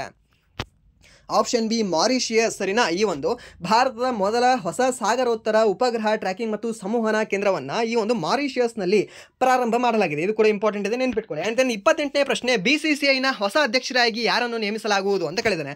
BCCIನ 37ನೇ ಅಧ್ಯಕ್ಷರು ಅಥವಾ ಈ ಒಂದು ಪ್ರಸ್ತುತ ಅಧ್ಯಕ್ಷರು ಯಾರಿದ್ದಾರೆ ಅಂತ ಕೇಳ್ಬೋದು. ಅವಾಗ ನೀವು ಹೇಳಬೇಕಾಗುತ್ತೆ ಮಿಥುನ್ ಮನ್ನಹಾಸ್ ಅಂತ. ಈ ಮಿಥುನ್ ಮನ್ನಹಾಸ್ ಅವರು ಡೆಹ್ಲಿ ಟೀಮ್ಗೂ ಕೂಡ ಆಡಿದ್ದಾರೆ. ಇವರು ಆ್ಯಕ್ಚುಲಿ ಜಮ್ಮು ಕಾಶ್ಮೀರದವರು. ಇವರು ಜಮ್ಮು ಕಾಶ್ಮೀರ ರಂಜಿ ಮ್ಯಾಚ್ ನಡೀತು ಗೊತ್ತಾ? ರಂಜಿ ಟ್ರೋಫಿ, ಆ ರಂಜಿ ಟ್ರೋಫಿಯಲ್ಲಿ ಇವರು ಜಮ್ಮು ಕಾಶ್ಮೀರಕ್ಕೂ ಕೂಡ ಆಡಿದ್ದಾರೆ. ಆ್ಯಂಡ್ ದೆನ್ ದೆಹಲಿ ತಂಡಕ್ಕೂ ಕೂಡ ಆಡಿದ್ದಾರೆ. ಯಾರು? ಮಿಥುನ್ ಮನ್ನಹಾಸ್ ಅವರು. ಇದು ಕೂಡ ನಿಮ್ಗೆ ಗೊತ್ತಿರಲಿ, ಕೇಳ್ಬೋದು. ಆ್ಯಂಡ್ ದೆನ್ ಕ್ರಿಕೆಟಿಗರಲ್ಲೇ ಈ ಒಂದು ಅಧ್ಯಕ್ಷರಾಗಿರ್ತಕ್ಕಂಥ 3ನೇ ವ್ಯಕ್ತಿ ಇವರು. ಕ್ರಿಕೆಟಿಗರಲ್ಲೇ ಮೊದಲ ಅಧ್ಯಕ್ಷರಾಗಿರ್ತಕ್ಕಂಥ ವ್ಯಕ್ತಿ ಯಾರು ಅಂದರೆ ಸೌರವ್ ಗಂಗೂಲಿ. 2ನೇ ವ್ಯಕ್ತಿ ಯಾರು ಅಂತ ಕೇಳಿದ್ರೆ ಏನಂತ ಹೇಳ್ತೀರಾ? ರೋಜರ್ ಬಿನ್ನಿ, ಸರಿನಾ? ರೋಜರ್ ಬಿನ್ನಿ ಅವರು ಏನಿದಾರಲ್ವ 2ನೇ ವ್ಯಕ್ತಿ. ಕ್ರಿಕೆಟಿಗರ್ ಆಗಿಯೇ ಅವರು ಈ ಒಂದು BCCI ಅಧ್ಯಕ್ಷರಾಗಿರ್ಬೇಕು. ಸರ್ ಉಳಿದವರೆಲ್ಲರೂ ಕೂಡ ಸುಮ್ಮನೆ ರಾಜಕಾರಣಿಗಳು, ಪೊಲಿಟಿಷಿಯನ್ಗಳು, ಕೈಯಾಗಿ ಬ್ಯಾಟ್ ಹಿಡಿಯೋಕೆ ಬರೋದಿಲ್ಲ, ಕೈಯಾಗಿ ಹೇಗೆ ಬಾಲ್ ಹಿಡಿಯೋಕೆ ಅಂತೂ ಕೂಡ ಬರೋದಿಲ್ಲ. ಹೋಗೋದು, ನಾನು ICC ಅಧ್ಯಕ್ಷ ಆಗ್ತೀನಿ, ನಾನು ACC ಅಧ್ಯಕ್ಷ ಆಗ್ತೀನಿ, ಆ್ಯಂಡ್ ದೆನ್ ನಾನು BCCI ಅಧ್ಯಕ್ಷ ಆಗ್ತೀನಿ ಅಂತ, ಸರಿನಾ? ಬಟ್ ಈ ಮೂರು ವ್ಯಕ್ತಿಗಳು ಹೇಗಿದ್ದಾರೆ ಅಂತಂದರೆ ಅವರಿಗೆ ಕ್ರಿಕೆಟ್ ಹೇಗೆ ಅಂತ ಗೊತ್ತಿದೆ, ಕ್ರಿಕೆಟ್ನ ರೂಲ್ಸು ನಿಯಮಗಳೆಲ್ಲವೂ ಕೂಡ ಗೊತ್ತಿದೆ, ಕ್ರಿಕೆಟ್ನ ಬ್ಯಾಕ್ಗ್ರೌಂಡ್ ಹೊಂದಿದ್ದಾರೆ. ಬಟ್ ಅವರು BCCIನ ಅಧ್ಯಕ್ಷರು ಕೂಡ ಆಗಿದ್ದಾರೆ, ಸರಿನಾ? ಇದು ಕೂಡ ನಿಮ್ಗೆ ಗೊತ್ತಿರಲಿ. ಆ್ಯಂಡ್ ದೆನ್ ACCನ ಅಧ್ಯಕ್ಷರು ಯಾರು? ಏಷ್ಯನ್ ಕ್ರಿಕೆಟ್ ಕೌನ್ಸಿಲ್ನ ಅಧ್ಯಕ್ಷರು ಯಾರು ಅಂತ ಕೇಳಿದ್ರೆ ಹೇಳ್ಬೋದಾ? ಮೋಹನ್ ನಕ್ವಿ. ಯಾಕೆ ಇದನ್ನು ಹೇಳ್ತಾ ಇದ್ದೀನಿ? ಮೊನ್ನೆ ಇಂಡಿಯಾ ಪಾಕ್ ನೀವು ಮ್ಯಾಚ್ ನೋಡಿರ್ಬೋದು. ಅವಾಗ ಯಾರು ಆ ಟ್ರೋಫಿ ಕೊಡಬೇಕು ಅಂತ ನಿಂತಿದ್ರು? ಇದೇ ಮೋಹನ್ ನಕ್ವಿ ಅವರು ಕೊಡಬೇಕು ಅಂತ. ಮೋಹನ್ ಅಲ್ವಾ? ಮೋಸಿನ್ ನಕ್ವಿ. ಓಕೆ, ಮೋಸಿನ್ ನಕ್ವಿ ಅವರು. ಇದು ಕೂಡ ನೆನ್ಪಿಟ್ಕೊಳ್ಳಿ. ಯಾರು ಅಂದರೆ ಪಾಕಿಸ್ತಾನ ದೇಶದವರು ಅಂತ ಹೇಳ್ತೀವಿ, ಸರಿನಾ? ಇದು ಕೂಡ ನಿಮಗೆ ಗೊತ್ತಿರಲಿ. ಆ್ಯಂಡ್ ದೆನ್ ICCಯ ಅಧ್ಯಕ್ಷರು ಯಾರು ಅಂತ ನಿಮಗೆ ಗೊತ್ತಿದ್ದೇ ಇರ್ತಾರೆ, ಅದನ್ನು ಕೂಡ ಹೇಳೋದು ಬೇಕಾಗಿಲ್ಲ. ಆ್ಯಂಡ್ ದೆನ್ ನೆಕ್ಸ್ಟ್ ಪ್ರಶ್ನೆ, ರಾಷ್ಟ್ರೀಯ ಇ ಆಡಳಿತ ಪ್ರಶಸ್ತಿಗಳು 2025ರಲ್ಲಿ ಯಾವ ಗ್ರಾಮ ಪಂಚಾಯತ್ ಚಿನ್ನದ ಪ್ರಶಸ್ತಿಯನ್ನು ಗೆದ್ದಿದೆ ಅಂತ ಕೇಳಿದ್ದಾನೆ, ಸರಿನಾ? ಯಾವುದು? ರಾಷ್ಟ್ರೀಯ ಇ ಆಡಳಿತ ಪ್ರಶಸ್ತಿಗಳು 2025ರಲ್ಲಿ ಯಾವ ಗ್ರಾಮ ಪಂಚಾಯತ್ ಚಿನ್ನದ ಪ್ರಶಸ್ತಿಯನ್ನು ಗೆದ್ದಿದೆ? Option A Rohini, option B Palsana, option C Paschim Mujlishir, option D Shri Sukati ಅಂತ ಕೊಟ್ಟಿದ್ದಾರೆ. ಸೊ ಅದಕ್ಕೆ ಸರಿಯಾದ ಉತ್ತರ ಯಾವುದಾಗುತ್ತೆ? ಆಪ್ಷನ್ ಎ ರೋಹಿಣಿ, ಸರಿನಾ ಸರ್? ರೋಹಿಣಿ ಅನ್ನೋದು ಹುಡುಗಿ ಹೆಸರಲ್ಲ, ಹೌದು ಹುಡುಗಿ ಹೆಸರಾಗಿದೆ. ಆ್ಯಂಡ್ ದೆನ್ ಇದೊಂದು ಊರಿನ ಹೆಸರು ಕೂಡ ಹೌದು. ಎಲ್ಲಿ ಕಂಡು ಬರುತ್ತೆ? ಮಹಾರಾಷ್ಟ್ರ ರಾಜ್ಯದಲ್ಲಿ ಕಂಡು ಬರುತ್ತೆ. ಇದು ಮಹಾರಾಷ್ಟ್ರದ ಸೌತಲ್ಲೇ ಕಂಡು ಬರುತ್ತೆ. ಓಕೆ, ಇದು ನಿಯರ್ ಇದೆ, ನಮಗೆ ನಿಯರ್ ಕಂಡು ಬರುತ್ತೆ ಇದು ರೋಹಿಣಿ. ಆ್ಯಂಡ್ ದೆನ್ ನೆಕ್ಸ್ಟ್ ಪ್ರಶ್ನೆ, 2025ರಲ್ಲಿ ಪುರುಷರ ಏಷ್ಯಾ ಕ್ರಿಕೆಟ್ ಕಪ್ನ 17ನೇ ಆವೃತ್ತಿಯನ್ನು ಗೆದ್ದ ತಂಡ ಯಾವುದು ಅಂತ ಕೇಳಿದ್ದಾನೆ. ಟ್ರೋಫಿಲೆಸ್ ಬಂದಿದೆ, ಗೆದ್ದಿದೆ. ಯಾವ ತಂಡ? ನಮ್ಮ ಭಾರತ ತಂಡ. ಎಷ್ಟನೇ ಬಾರಿ ಗೆದ್ದಿದೆ? 9ನೇ ಬಾರಿ ಗೆದ್ದಿದೆ. ಇದು ಇಂಪಾರ್ಟೆಂಟ್ ಇದೆ ನೋಡಿ, ಸರಿನಾ? ಹಾಗಾದರೆ ಮೊದಲನೇ ಆವೃತ್ತಿ ಎಲ್ಲಿ ನಡೆದಿತ್ತು? ಮೊದಲನೇ ಆವೃತ್ತಿ ನಡೆದಿರೋದು ಇದೇ ಒಂದು UAEಯಲ್ಲಿ. ಹಾಗಾದರೆ ಈ ಆವೃತ್ತಿ 17ನೇ ಆವೃತ್ತಿಯಲ್ಲಿ ನಡೆದಿತ್ತು, ಇದೇ UAEಯಲ್ಲಿ ನಡೆದಿತ್ತು. ಸೊ ಹಾಗಾದರೆ ಮೊದಲನೇ ಆವೃತ್ತಿಯನ್ನು ಗೆದ್ದಿರ್ತಕ್ಕಂಥ ತಂಡ ಯಾವುದು? ಇದೇ ಇಂಡಿಯಾ. ಹಾಗಾದರೆ 17ನೇ ಆವೃತ್ತಿಯನ್ನು ಗೆದ್ದಿರ್ತಕ್ಕಂಥ ತಂಡ ಯಾವುದು? ಇದೇ ಇಂಡಿಯಾ, ಸರಿನಾ? ಹಾಗಾದರೆ ಮೊದಲನೇ ಆವೃತ್ತಿ ಯಾರನ್ನು ಸೋಲಿಸಿ ಗೆದ್ದಿದ್ರು? ಶ್ರೀಲಂಕಾವನ್ನು ಸೋಲಿಸಿ ಗೆದ್ದಿದ್ರು. ಹಾಗಾದರೆ ಈ 17ನೇ ಆವೃತ್ತಿಯನ್ನು ಯಾರನ್ನು ಸೋಲಿಸಿ ಗೆದ್ದಿದ್ದಾರೆ? ಪಾಕಿಸ್ತಾನವನ್ನು ಸೋಲಿಸಿ ಗೆದ್ದಿದ್ದಾರೆ, ಸರಿ? ಇದಕ್ಕೂ ಎಲ್ಲವೂ ಕೂಡ ನಿಮ್ಗೆ ಗೊತ್ತಿರಲಿ ಕೇಳ್ತಾನೆ. ಹಾಗಾದರೆ ಮೊದಲನೇ ಆವೃತ್ತಿ UAEಯಲ್ಲಿ ನಡೆದಿತ್ತು ಈ ಏಷ್ಯಾ ಕ್ರಿಕೆಟ್ ಕಪ್. ಹಾಗಾದರೆ ಯಾವ ವರ್ಷ ನಡೆದಿತ್ತು ಅಂತ ಕೇಳ್ತಾನೆ. 1984ರಲ್ಲಿ ಈ ಒಂದು ಏಷ್ಯಾ ಕಪ್ ನಡೀತದೆ, ಮೊದಲ ಆವೃತ್ತಿ ಈ UAEಯಲ್ಲಿ. ಇದು ಕೂಡ ನಿಮ್ಗೆ ಗೊತ್ತಿರಲಿ ಕೇಳಬಹುದು. And then second successful team ಯಾವುದು ಅಂತ ನೋಡಿದ್ರೆ ಈ ಒಂದು ಶ್ರೀಲಂಕಾ ಅಂತ ಹೇಳ್ತೀವಿ, ಸರಿನಾ? ಫಸ್ಟ್ ಸಕ್ಸಸ್ಫುಲ್ ತಂಡ ಯಾವುದು ಅಂದರೆ ಭಾರತ ಅಂತ ಹೇಳ್ತೀವಿ. ಟೋಟಲಿ 9 ಬಾರಿ ಪ್ರಶಸ್ತಿಯನ್ನು ಮುಡಿಗೇರಿಸಿಕೊಂಡಿದೆ ನಮ್ಮ ಭಾರತ ತಂಡ. ಆ್ಯಂಡ್ ದೆನ್ ನೆಕ್ಸ್ಟ್ ಪ್ರಶ್ನೆ ಏನಿದೆ ಅಂತ ನೋಡಿದ್ರೆ, ಇತ್ತೀಚೆಗೆ ಯುನೆಸ್ಕೋದ ವಿಶ್ವ ಪರಂಪರೆಯ ತಾಣಗಳ ತಾತ್ಕಾಲಿಕ ಪಟ್ಟಿಯಲ್ಲಿ ಸ್ಥಾನ ಪಡೆದ ವರ್ಕಿಲಾ ಕ್ಲಿಫ್ ಯಾವ ರಾಜ್ಯದಲ್ಲಿದೆ ಅಂತ ಕೇಳಿದ್ದಾನೆ. ವರ್ಕಿಲಾ ಕ್ಲಿಫ್ ಚೆನ್ನಾಗಿದೆ ನೋಡಿ, ಇದು ಟೂರಿಸ್ಟ್ ಪ್ಲೇಸ್. ಹೋಗಿ ಬರೋದಾದ್ರೆ ಹೋಗಿ ಬರ್ಬೋದು ನೀವು ಜಾಬ್ ಆದ ನಂತರ. ಸೊ ಇಲ್ಲಾಂದರೆ ಜಾಬ್ ಆದ್ಮೇಲೂ ಕೂಡ ಹೋಗ್ಬೋದು, ಇವಾಗಲೂ ಕೂಡ ಹೋಗ್ಬೋದು. ಸೊ ವರ್ಕಿಲಾ ಕ್ಲಿಫ್ ಯಾವ ರಾಜ್ಯದಲ್ಲಿ ಕಂಡುಬರುತ್ತೆ ಅಂತ ಅಷ್ಟೇ. ಯುನೆಸ್ಕೋದ ತಾತ್ಕಾಲಿಕ ಪಟ್ಟಿಯಲ್ಲಿ ಸ್ಥಾನ ಪಡೆದಿದೆ. ಯಾವುದು? ಗೋವಾದಲ್ಲಿದೆ, ಕೇರಳದಲ್ಲಿದೆ, ಆಂಧ್ರ ಪ್ರದೇಶದಲ್ಲಿದೆ, ಆ್ಯಂಡ್ ದೆನ್ ಒಡಿಶಾದಲ್ಲಿದೆ. ಎಲ್ಲಿದೆ? ನಮಗೆ ನಿಯರ್ ಬೈ ಇದೆ. ಸೊ ನಮ್ಮ ಕೇರಳದಲ್ಲಿ ಕಂಡು ಬರುತ್ತೆ. ಯಾವುದು? ವರ್ಕಿಲಾ ಕ್ಲಿಫ್ ಅನ್ನೋದು, ಸರಿನಾ? ಇದು ಇಂಪಾರ್ಟೆಂಟ್ ಇದೆ, ನೆನ್ಪಿಟ್ಕೊಳ್ಳಿ. ಇದನ್ನು ಮೊನ್ನೆ IB ಎಕ್ಸಾಮ್ ನಡೀತಲ್ವಾ, IB ಎಕ್ಸಾಮಲ್ಲಿ ಏನೋ ಕೇಳಿದಾನೆ ಅನಿಸುತ್ತೆ, ಇದನ್ನು ಗೊತ್ತಿರಲಿ ಇದು ನಿಮಗೆ, Varkala cliff. And then next ಪ್ರಶ್ನೆ, Mother Mary comes to me ಪುಸ್ತಕದ ಲೇಖಕರು ಯಾರು ಅಂತ ಕೇಳಿದ್ದಾನೆ, ಸರಿನಾ? ಸೊ ಇವರು ಮೇಘಾಲಯದ ಬೆಡಗಿ ಬರೆದವರು ಯಾರು? ಮೇಘಾಲಯದವರು ಇವರು. Actually option A Banu Mushtaq ಅವರು ಅಲ್ಲ, ಇವ್ರದ್ದು ಹಾರ್ಟ್ ಲ್ಯಾಂಪ್ ಇದೆಯಲ್ಲ ಪುಸ್ತಕ. Option B Salman Rushdie. Midnight children ಬರೆದವ್ರು ಯಾರು ರೀ? ಮಿಡ್ ನೈಟ್ ಚಿಲ್ಡ್ರನ್ ಇವ್ರದ್ದು ಮೊನ್ನೆ ಸೀಜರಲ್ಲಿ ಕೇಳಿದ್ದ. ಮಿಡ್ ನೈಟ್ ಚಿಲ್ಡ್ರನ್ ಪುಸ್ತಕ ಯಾರ್ದು ಅಂತ ಸಲ್ಮಾನ್ ರಶ್ದಿ ಅವ್ರದ್ದು. ಆ್ಯಂಡ್ ದೆನ್ ಹಾರ್ಟ್ ಲ್ಯಾಂಪ್ ಪುಸ್ತಕ ಯಾರ್ದು ಅಂತ ಬಾನು ಮುಷ್ತಾಕ್ ಅವ್ರದ್ದು. And then Arundhati Roy, and then Geetanjali Shree ಅಂತ ಕೊಟ್ಟಿದ್ದಾರೆ. ಟಾಂಬ್ ಆಫ್ ಸ್ಯಾಂಡ್ ಪುಸ್ತಕ ಯಾರ್ದು? ಸೊ ಇದೇ ಒಂದು ಗೀತಾಂಜಲಿ ಶ್ರೀ ಅವ್ರದ್ದು. ಸೊ ಹಾಗಾದರೆ ಉಳಿದವರು ಯಾರು? ಅರುಂಧತಿ ರಾಯ್ ಅವ್ರದ್ದು ಪುಸ್ತಕ ಯಾವುದು ಅಂತ ನೋಡಿದ್ರೆ Mother Mary comes to me. ಇವರು ಯಾರ ನೆನಪಿನಗೋಸ್ಕರ ಈ ಒಂದು ಪುಸ್ತಕ ಬರೆದಿದ್ದಾರೆ ಅಂತ ನೋಡಿದ್ರೆ ಅವರ ತಾಯಿಯಾಗಿರ್ತಕ್ಕಂತಹ ಮೇರಿ ಅವರ ಒಂದು ನೆನಪಿಗಾಗಿ ಈ ಒಂದು ಪುಸ್ತಕವನ್ನು ಬರೆದಿದ್ದಾರೆ. ಯಾರು? ಅರುಂಧತಿ ರಾಯ್ ಅವರು. ಸೊ ಇವರು ಯಾವ ರಾಜ್ಯದವರು ಅಂತ ಕೇಳ್ತಾನೆ. ಮೇಘಾಲಯ ರಾಜ್ಯದವರು ಆಗಿದ್ದಾರೆ ಇವರು, ಸರಿನಾ? ಸೊ ಮೇಘಾಲಯದ ಮಳೆಯಲ್ಲಿ ಮೋಡಗಳಲ್ಲಿ ಹುಟ್ಟಿರ್ತಕ್ಕಂಥ ಒಬ್ಬ ವ್ಯಕ್ತಿ ಯಾರು ಅಂತಂದರೆ ಅರುಂಧತಿ ರಾಯ್ ಅಂತ ಹೇಳ್ತೀವಿ, ಸರಿನಾ? ಇದರ ಒಂದು ಬುಕ್ ನೋಡಿ ನೀವು, ಚೆನ್ನಾಗಿದೆ ಬುಕ್ದು ಪ್ರಿಫೇಸ್ ಏನಿದೆ ಚೆನ್ನಾಗಿದೆ. ಇದನ್ನು ಸ್ವಲ್ಪ ನೋಡ್ಕೊಳ್ಳಿ, ಓದೋದೇನು ಬೇಕಾಗಿಲ್ಲ, ಜಸ್ಟ್ ನೋಡಿ ಅಷ್ಟೇ. ಆ್ಯಂಡ್ ದೆನ್ ನೆಕ್ಸ್ಟ್ ಪ್ರಶ್ನೆ, ಇದು ಇಂಪಾರ್ಟೆಂಟ್ ಇದೆ ನೋಡಿ, ಯಾಕಂದರೆ ಇದು 2025 ಫೆಬ್ರವರಿ ತಿಂಗಳಲ್ಲೂ ಕೂಡ ನ್ಯೂಸಲ್ಲಿತ್ತು. ಆ್ಯಂಡ್ ದೆನ್ 2025 ಸೆಪ್ಟೆಂಬರ್ ತಿಂಗಳಲ್ಲಿ ಇದು ರಿಲೀಸ್ ಆಗಿದೆ. ಸೊ ಅದಕ್ಕೆ ಈಗ ರಿಲೀಸ್ ಆಗಿರತಕ್ಕಂತಹ ಇನ್ಫಾರ್ಮೇಷನ್ ಇರೋದ್ರಿಂದ ಇದು ಇಂಪಾರ್ಟೆಂಟ್ ಆಗುತ್ತೆ, ಇದನ್ನು ನೆನ್ಪಿಟ್ಕೊಳ್ಳಿ. ಆ್ಯಂಡ್ ದೆನ್ ನೆಕ್ಸ್ಟ್ ಪ್ರಶ್ನೆ, ಭಾರತ ಮತ್ತು ಥೈಲ್ಯಾಂಡ್ ನಡುವಿನ ಜಂಟಿ ಮಿಲಿಟರಿ ವ್ಯಾಯಾಮ ಮೈತ್ರಿಯ 14ನೇ ಆವೃತ್ತಿ ಇತ್ತೀಚೆಗೆ ಎಲ್ಲಿ ನಡೆಯಿತು ಅಂತ ಕೇಳಿದಾನೆ. ಎಲ್ಲಿ ನಡೆಯಿತು? ಉಮ್ರಾಯ್ ಮೇಘಾಲಯದಲ್ಲಿ ನಡೆದಿದೆ. ಯಾವುದು? ಮೈತ್ರಿ 14ನೇ ಆವೃತ್ತಿ ಇತ್ತೀಚೆಗೆ ಎಲ್ಲಿ ನಡೆದಿತ್ತು ಅಂತ ನೋಡಿದ್ರೆ ಉಮ್ರಾಯ್ ಅಂತ ಕಂಡುಬರುತ್ತೆ. ಆ ಪ್ಲೇಸ್ ಎಲ್ಲಿ ಅಂದರೆ ಮೇಘಾಲಯದಲ್ಲಿ ಕಂಡುಬರುತ್ತೆ. ಆ್ಯಂಡ್ ದೆನ್ ನೆಕ್ಸ್ಟ್ ಪ್ರಶ್ನೆ, 34ನೇ ಪ್ರಶ್ನೆ, international institute for management development ಬಿಡುಗಡೆ ಮಾಡಿದ ಸ್ಮಾರ್ಟ್ ಸಿಟಿ ಇಂಡೆಕ್ಸ್ 2025ರಲ್ಲಿ ಯಾವ ನಗರವು ಅಗ್ರಸ್ಥಾನದಲ್ಲಿದೆ ಅಂತ ಕೇಳಿದಾನೆ. ಯಾವ ನಗರ ಅಗ್ರಸ್ಥಾನದಲ್ಲಿ ಕಂಡುಬರುತ್ತೆ? ಜುರಿಚ್ ರೀ. ಯಾವುದು? ಜುರಿಚ್ ಸ್ವಿಟ್ಜರ್ಲ್ಯಾಂಡಲ್ಲಿ ಕಂಡುಬರುತ್ತೆ. ಸೊ ಇದು ಅಗ್ರಸ್ಥಾನದಲ್ಲಿ ಇದೆ. ಆ್ಯಂಡ್ ದೆನ್ ನೆಕ್ಸ್ಟ್ ಪ್ರಶ್ನೆ, IUCNನಿಂದ ಔಪಚಾರಿಕ ಮಾನ್ಯತೆ ಪಡೆದ ಭಾರತದ ಮೊದಲ ಡುಗಾಂಗ್ ಸಂರಕ್ಷಣಾ ಮೀಸಲು ಪ್ರದೇಶವು ಯಾವ ಪ್ರದೇಶದಲ್ಲಿದೆ ಅಂತ ಕೇಳಿದ್ದಾನೆ. ಡುಗಾಂಗ್ ಅಂದರೆ ಏನು ಅಂತ ಕರಿತೀವಿ? ಇದನ್ನು ಸಮುದ್ರದ ಹಸು ಅಂತ ಕರಿತೀವಿ ಇದನ್ನು ನಾವು. ಆ್ಯಕ್ಚುಲಿ ಸಮುದ್ರದ ಹಸು ಮೀನ್ಸ್ ಸಮುದ್ರದ, ಇವಾಗ ಹಸು ಅಂದರೆ ಏನು ಅಂತ ಹೇಳ್ತೀವಿ? ಕೌ. ಓಕೆ, ಸೊ ಸಮುದ್ರದ ಹಸು ಅಂತ ಕರಿತೀವಿ ಯಾವುದನ್ನು? ಡುಗಾಂಗನ್ನು. ಆ ಒಂದು ಡುಗಾಂಗ್ ಸಂರಕ್ಷಣಾ ಮೀಸಲನ್ನು ಯಾವ ಒಂದು ರಾಜ್ಯ ಮಾಡಿದೆ ಅಂತ ಕೇಳಿದ್ರೆ ಈ ಒಂದು ತಮಿಳುನಾಡು ರಾಜ್ಯ. ತಮಿಳುನಾಡಿನ ಪಾಕ್ಕೊಲ್ಲಿಯಲ್ಲಿ ಈ ಡುಗಾಂಗ್ ಸಂರಕ್ಷಣಾ ಮೀಸಲು ಪ್ರದೇಶ ಕಂಡು ಬರ್ತಾ ಇದೆ ಇವಾಗ ಪ್ರಸ್ತುತ. ಇದು ಕೂಡ ಇಂಪಾರ್ಟೆಂಟ್ ಇದೆ, ನೆನ್ಪಿಟ್ಕೊಳ್ಳಿ. ಯಾಕಂದರೆ IUCNನಿಂದ ಇದು ಮಾನ್ಯತೆ ಪಡೆದಿದೆ. IUCNನಿಂದ ಇದು ಇಂಪಾರ್ಟೆಂಟ್ ಇದೆ. ಇದು ಇಂಪಾರ್ಟೆಂಟ್ ಅಲ್ಲ, ಇದು ಇಂಪಾರ್ಟೆಂಟ್ ಇದೆ. ಇದು ಓಕೆ. ಸೊ ಅದಕ್ಕೆ ಇಂಪಾರ್ಟೆಂಟ್ ಆಗುತ್ತೆ ಇದನ್ನು ಕೂಡ. ಆ್ಯಂಡ್ ದೆನ್ ನೆಕ್ಸ್ಟ್ ಪ್ರಶ್ನೆ, ಸೆಪ್ಟೆಂಬರ್ 2025ರಲ್ಲಿ ಬಾಂಬೆ ಹೈಕೋರ್ಟ್ನ ಮುಖ್ಯ ನ್ಯಾಯಮೂರ್ತಿಯಾಗಿ ಯಾರು ನೇಮಕಗೊಂಡಿದ್ದಾರೆ? ಶ್ರೀ ಚಂದ್ರಶೇಖರ್ ಅವರು. Option C. And then next ಪ್ರಶ್ನೆ ಏನಿದೆ ಅಂತ ನೋಡಿದರೆ ಸೆಪ್ಟೆಂಬರ್ 2025ರಲ್ಲಿ ಎಲೋನ್ ಮಸ್ಕ್ ಅವರನ್ನು ತಾತ್ಕಾಲಿಕವಾಗಿ ಹಿಂದಿಕ್ಕಿ ವಿಶ್ವದ ಅತ್ಯಂತ ಶ್ರೀಮಂತ ವ್ಯಕ್ತಿಯಾದವರು ಯಾರು ಅಂತ ಕೇಳ್ತಾನೆ. ಯಾರು ಶ್ರೀಮಂತದ ವ್ಯಕ್ತಿ? ಲ್ಯಾರಿ ಎಲಿಸನ್ ಅಂತ ಹೇಳ್ತೀವಿ ನಾವು, ಸರಿನಾ? ಇವ್ರ ಹೆಸರು ಇಂಪಾರ್ಟೆಂಟ್ ಇಟ್ಕೊಳ್ಳಿ, ಲ್ಯಾರಿ ಎಲಿಸನ್ ಅವರು. ಜಸ್ಟ್ 1 2 3 ಡೇಸ್, 1 5 ಡೇಸ್ ಏನು ಅಂದರೆ ಅವ್ರಿಗಿಂತ ಹಿಂದೆ ಇವ್ರಿಗೆ ಹಾಕಿ ಅವ್ರು ಮುಂದೆ ಹೋಗಿ ಕೂತ್ಕೊಂಡು ಮತ್ತೆ ಹಿಂದೆ ಬಂದಿದ್ದಾರೆ. ಯಾರು ಅಂದರೆ ಲ್ಯಾರಿ ಎಲಿಸನ್ ಅವರು. ಆ್ಯಂಡ್ ದೆನ್ ನೆಕ್ಸ್ಟ್ ಪ್ರಶ್ನೆ, 38ನೇ ಪ್ರಶ್ನೆ, ಅನೋಖಿ ದುನಿಯಾ ಎಂಬ ವಿಶ್ವದ ಮೊದಲ ಸೆರಾಮಿಕ್ ತ್ಯಾಜ್ಯ ಉದ್ಯಾನವನವನ್ನು ಎಲ್ಲಿ ಸ್ಥಾಪಿಸಲಾಗುವುದು ಅಂತ ಕೇಳಿದ್ದಾನೆ, ಸರಿನಾ? ಸೊ ಆಪ್ಷನ್ ಏನಿದೆ ಅಂತ ಹೇಳ್ಬೋದಾ? Option A Khurja Uttar Pradesh, option B Jaipur Rajasthan, option C Morbi Gujarat ಅಂತ ಕೊಟ್ಟಿದ್ದಾನೆ, ಆಪ್ಷನ್ ಡಿ ಭುವನೇಶ್ವರ ಒಡಿಶಾ ಅಂತ ಕೊಟ್ಟಿದ್ದಾನೆ. ಸೊ ಇದಕ್ಕೆ ಸರಿಯಾದ ಉತ್ತರ ಯಾವುದಾಗುತ್ತೆ? ಯಾವುದು? ಅನೋಖಿ ದುನಿಯಾ. ಅನೋಖಿ ದುನಿಯಾ ಎಂಬ ಸೆರಾಮಿಕ್ ತ್ಯಾಜ್ಯ ಉದ್ಯಾನವನ ಎಲ್ಲಿ ಪ್ರಾರಂಭಿಸಲಾಗಿದೆ? ಆಪ್ಷನ್ ಎ ಖುರ್ಜಾ ಎಂಬ ಪ್ರದೇಶದಲ್ಲಿ ಇದನ್ನು ಸ್ಥಾಪನೆ ಮಾಡಲಾಗಿದೆ. ಯಾವುದು? ಖುರ್ಜಾ ಉತ್ತರ ಪ್ರದೇಶದಲ್ಲಿ ಕಂಡುಬರುತ್ತೆ. ಆ ಒಂದು ಪ್ರದೇಶದಲ್ಲಿ ಇದನ್ನು ಅನೋಖಿ ದುನಿಯಾ ಎಂಬ ಸೆರಾಮಿಕ್ ತ್ಯಾಜ್ಯ ಉದ್ಯಾನವನವನ್ನು ಸ್ಥಾಪನೆ ಮಾಡಲಾಗಿದೆ. ಆ್ಯಂಡ್ ದೆನ್ ನೆಕ್ಸ್ಟ್ ಪ್ರಶ್ನೆ, 39ನೇ ಪ್ರಶ್ನೆ, operation Sindoor the untold story of the Indian deep strikes inside Pakistan ಪುಸ್ತಕದ ಲೇಖಕರು ಯಾರು ಅಂತ ಕೇಳಿದ್ದಾನೆ. ಸೊ ಇದನ್ನು ಕೂಡ ನಾನು ಇದರಲ್ಲಿ ಹಾಕಿದ್ದೇನೆ ಅನಿಸುತ್ತೆ, ಟೆಲಿಗ್ರಾಮಲ್ಲಿ ಐ ಥಿಂಕ್. ಆಪ್ಷನ್ ಏನು ಕೊಟ್ಟಿದ್ದಾನೆ? ಜನರಲ್ ಉಪೇಂದ್ರ ದ್ವಿವೇದಿ ಅಂತ ಕೊಟ್ಟಿದ್ದಾನೆ, ಆಪ್ಷನ್ ಬಿ KJS ದಿಲ್ಲಿಯನ್ ಅಂತ ಕೊಟ್ಟಿದ್ದಾನೆ, option C general Manoj Pande ಅಂತ ಕೊಟ್ಟಿದ್ದಾನೆ, option D lieutenant general Joginder Singh Bakshi ಅಂತ ಕೊಟ್ಟಿದ್ದಾನೆ. ಸೊ ಅದಕ್ಕೆ ಸರಿಯಾದ ಉತ್ತರ ಯಾವುದಾಗುತ್ತೆ? KJS ದಿಲ್ಲಿಯಾನ್ ಅನ್ನೋದಿದೆಯಲ್ವಾ, ದಿಲ್ಲಿಯಾನ್ ಅಂತ ಹೇಳ್ತೀವಿ. ಸೊ ಅವ್ರು ದಿಲ್ಲಿಯಾನ್ ಅಂತ ಏನೋ ನೀವು ಪ್ರೊನೌನ್ಸ್ ಹೇಗೆ ಮಾಡ್ತಿರೋ ಗೊತ್ತಿಲ್ಲ, ಬಟ್ ಒಟ್ಟಿನಲ್ಲಿ ಇದು ನೆನ್ಪಿಟ್ಕೊಳ್ಳಿ. ಓಕೆ, ಯಾವುದಂದ್ರೆ KJS ದಿಲ್ಲಿಯಾನ್ ಅಂತ ಬರುತ್ತೆ, ಸರಿನಾ? ಸೊ ಇವ್ರು ಏನು ಬರ್ತಿದ್ದಾರೆ? ಆಪರೇಷನ್ ಸಿಂಧೂರ ಅನ್ನೋ ಒಂದು ಪುಸ್ತಕವನ್ನು ಬರ್ತಿದ್ದಾರೆ. Operation Sindoor the untold story of Indian deep strikes inside Pakistan ಅನ್ನುವ ಪುಸ್ತಕವನ್ನು. ಆ್ಯಂಡ್ ದೆನ್ ನೆಕ್ಸ್ಟ್ ಪ್ರಶ್ನೆ, ಭಾರತದ ಮೊದಲ ಬಿದಿರು ಆಧಾರಿತ ಸಂಸ್ಕರಣಾಗಾರವನ್ನು ಯಾವ ರಾಜ್ಯದಲ್ಲಿ ಸ್ಥಾಪಿಸಲಾಗುತ್ತದೆ? ಓಕೆ, ಸ್ಥಾಪಿಸಲಾಗುತ್ತಿದೆ. ಯಾವುದು?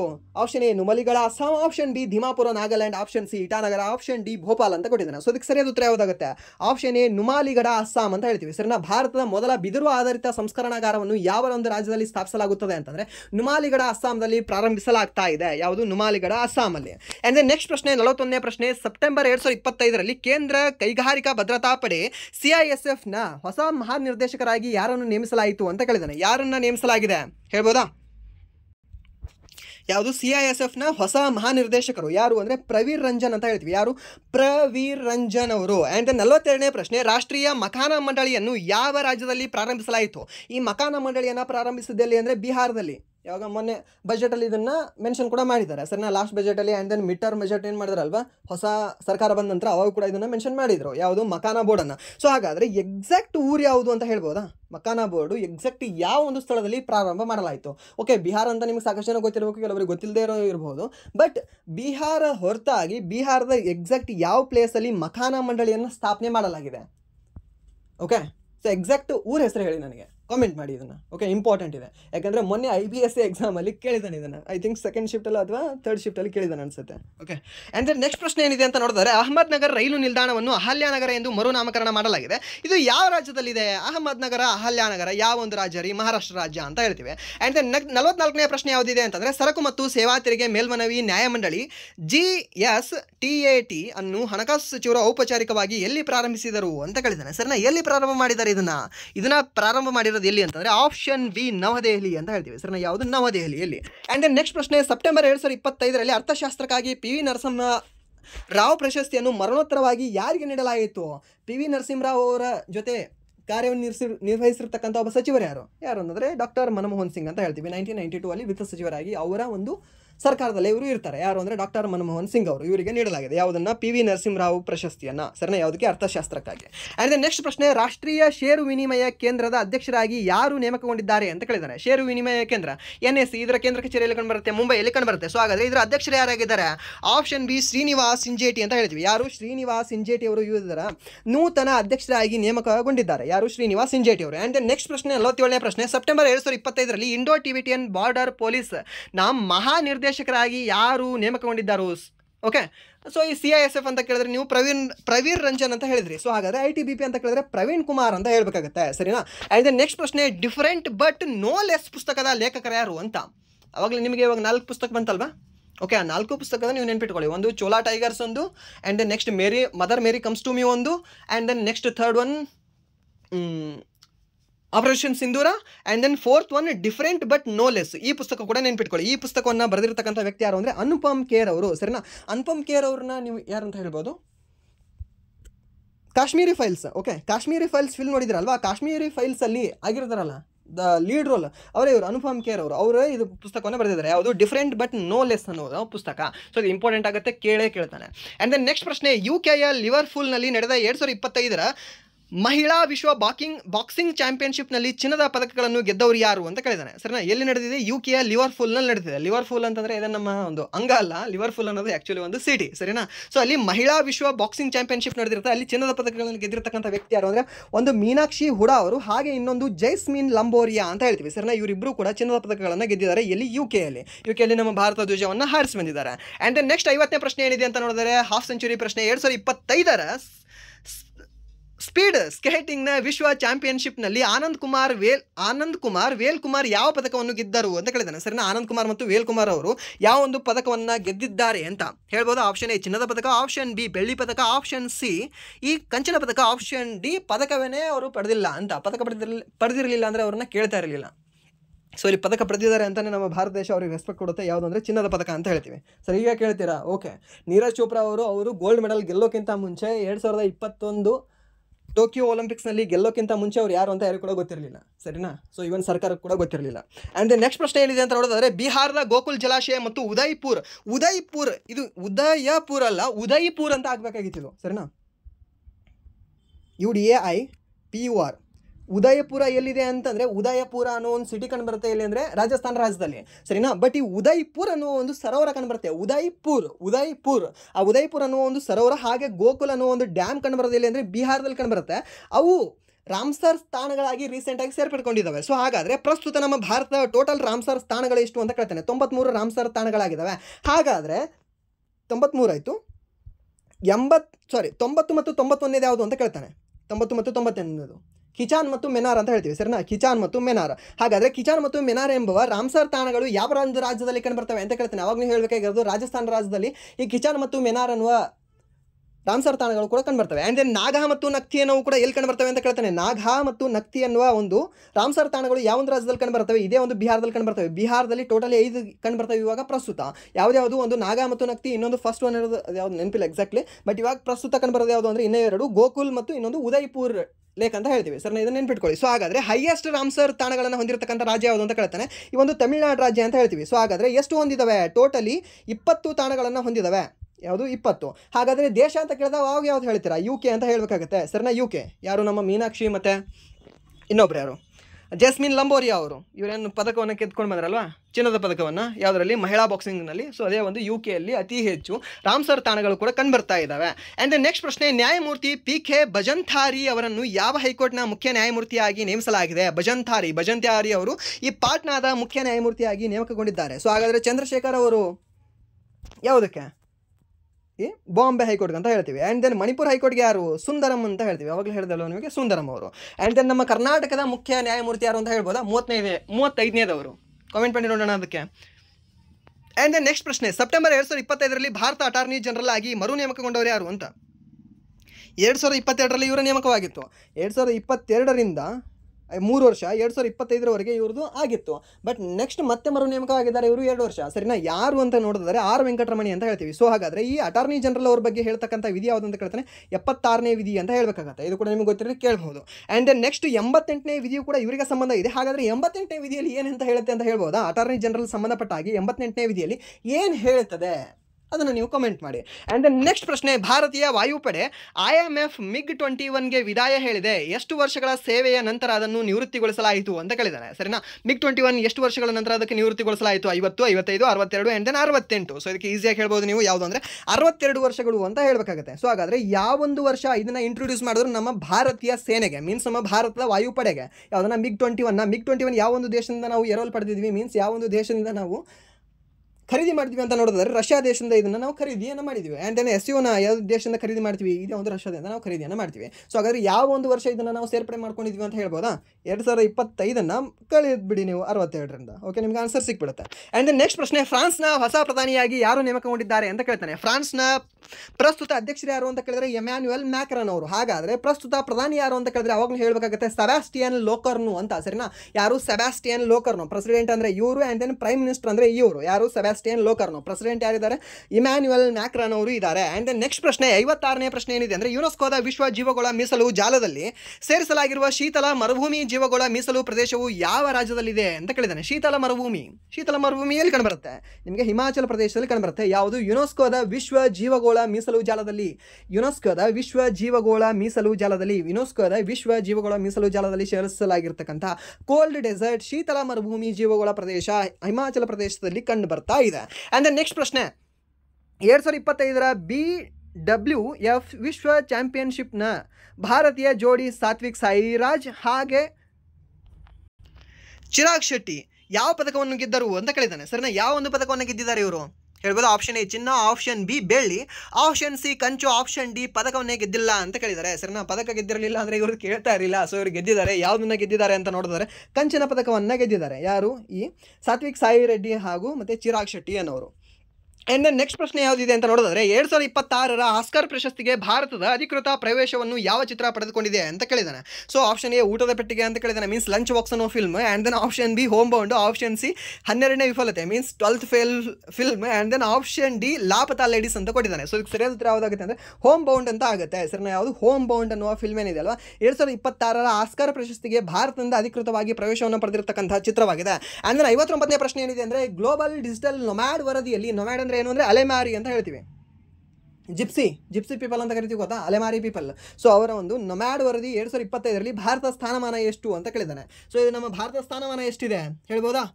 Option A 25, option B 38, option C 39, option D 41 ಅಂತ ಕೊಟ್ಟಿದ್ದಾನೆ. ಸೊ ಇದಕ್ಕೆ ಸರಿಯಾದ ಉತ್ತರ ಯಾವುದಾಗುತ್ತೆ ಅಂದರೆ ಆಪ್ಷನ್ ಬಿ 38ನೇ ಸ್ಥಾನದಲ್ಲಿ ನಮ್ಮ ಭಾರತದ ಕಂಡು ಬರ್ತಾ ಇದೆ. ಆ್ಯಂಡ್ ನೆಕ್ಸ್ಟ್ ಪ್ರಶ್ನೆ 60ನೇ ಪ್ರಶ್ನೆ, ಯಾವ ರೈಲು ಅಧಿಕೃತವಾಗಿ ಭಾರತದ ಅತ್ಯಂತ ವೇಗದ ರೈಲು ಆಗಿದ್ದು ಗಂಟೆಗೆ ಗರಿಷ್ಠ 160 ಕಿಲೋಮೀಟರ್ ವೇಗದಲ್ಲಿ ಚಲಿಸುತ್ತದೆ ಅಂತ ಕೇಳಿದ್ದಾನೆ? ಯಾವುದು? ನಮೋ ಭಾರತ್ ಅನ್ನೋದು.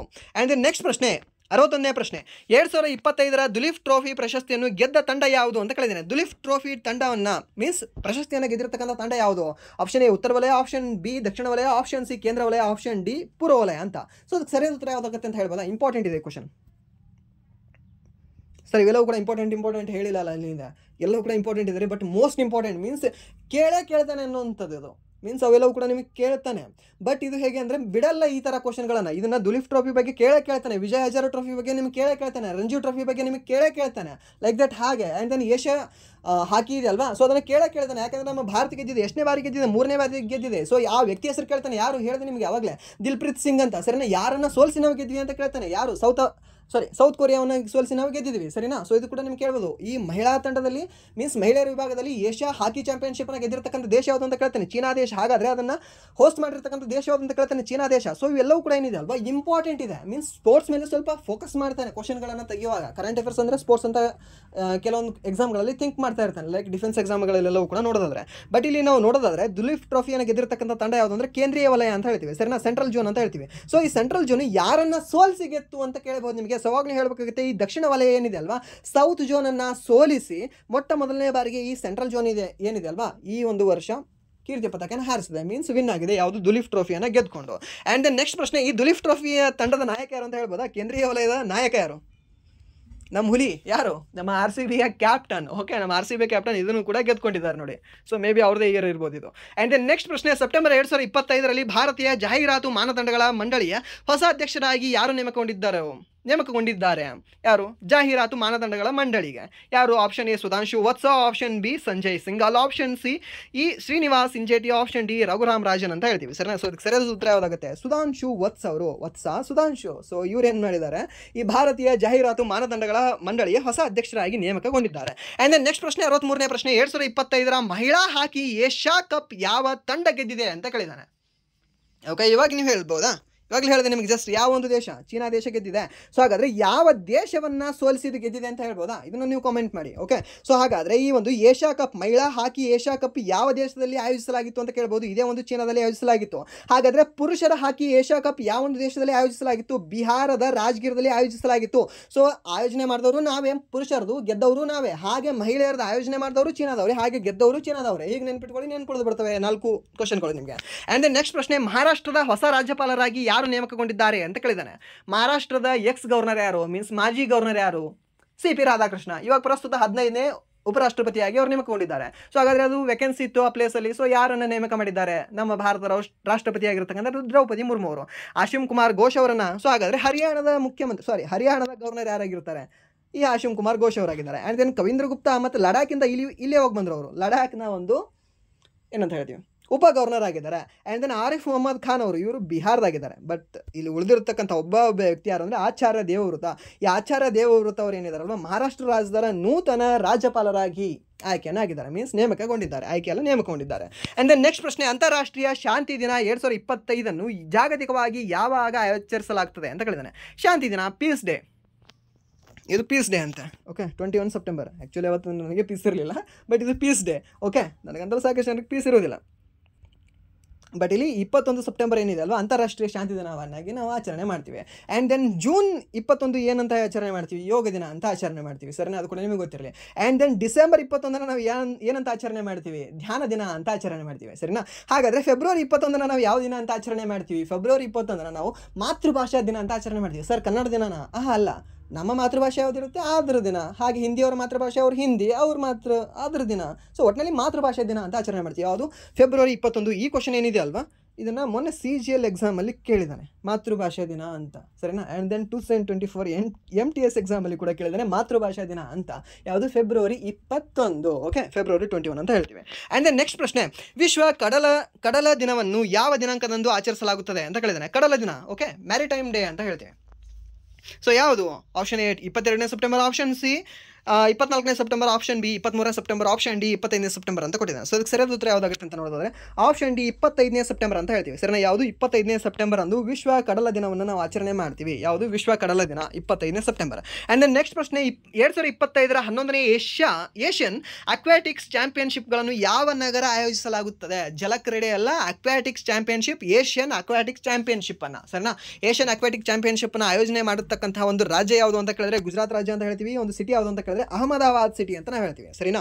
ಆ್ಯಂಡ್ ದೆನ್ ನೆಕ್ಸ್ಟ್ ಪ್ರಶ್ನೆ ಯಾವುದಿದೆ ಅಂತ ನೋಡಿದ್ರೆ, ಭಾರತದಲ್ಲಿ ಮೊದಲ ಬಾರಿಗೆ 2025 ವಿಶ್ವ ತೇಗ ಸಮ್ಮೇಳನವನ್ನು ಟೀಕ್ ಅಂತ ಕರಿತೀವಲ್ವಾ, ಟೀಕುಡ್ ನಿಮ್ಮ ಮನೆಯಲ್ಲೆಲ್ಲವೂ ಕೂಡ ಇರ್ತದೆ. ಲೈಕ್ ಸೋಫಾ ಅದು ಇದು ಮತ್ತು ಬೆಡ್ ಮಂಚ ಅದೆಲ್ಲವೂ ಕೂಡ ಟೀಕ್ ವುಡ್ಡಿಂದ ಮಾಡಿರ್ತಾರಲ್ವ, ಇಲ್ಲಾಂದರೆ ಮನೆ ಬಾಗಿಲಾಗಿರಲಿ ಟೀಕ್ ವುಡ್. ಆ ಒಂದು ಟೀಕ್ನ ಆ ಒಂದು ತೇಗ ಸಮ್ಮೇಳನವನ್ನು ಎಲ್ಲಿ ಆಯೋಜಿಸಲಾಗಿದೆ ಅಂತ ಕೇಳಿದರೆ, ಆ ಒಂದು ಟೀಕ್ನ ಒಂದು ಸಮ್ಮೇಳನ ಎಲ್ಲಿ ಆಯೋಜಿಸಲಾಗಿದೆ ಅಂದರೆ ಈ ಒಂದು ಕೊಚ್ಚಿಯಲ್ಲಿ ಆಯೋಜಿಸಲಾಗಿದೆ. ಸರಿನಾ, ಕೊಚ್ಚಿ ಕೇರಳದಲ್ಲಿ ಮೊದಲ ಬಾರಿಗೆ ಇದು ಇಂಪಾರ್ಟೆಂಟ್ ಇದೆ. ಸೊ ಅದಕ್ಕೆ ಇದು ಕೂಡ ಇಂಪಾರ್ಟೆಂಟ್ ಆಗುತ್ತೆ.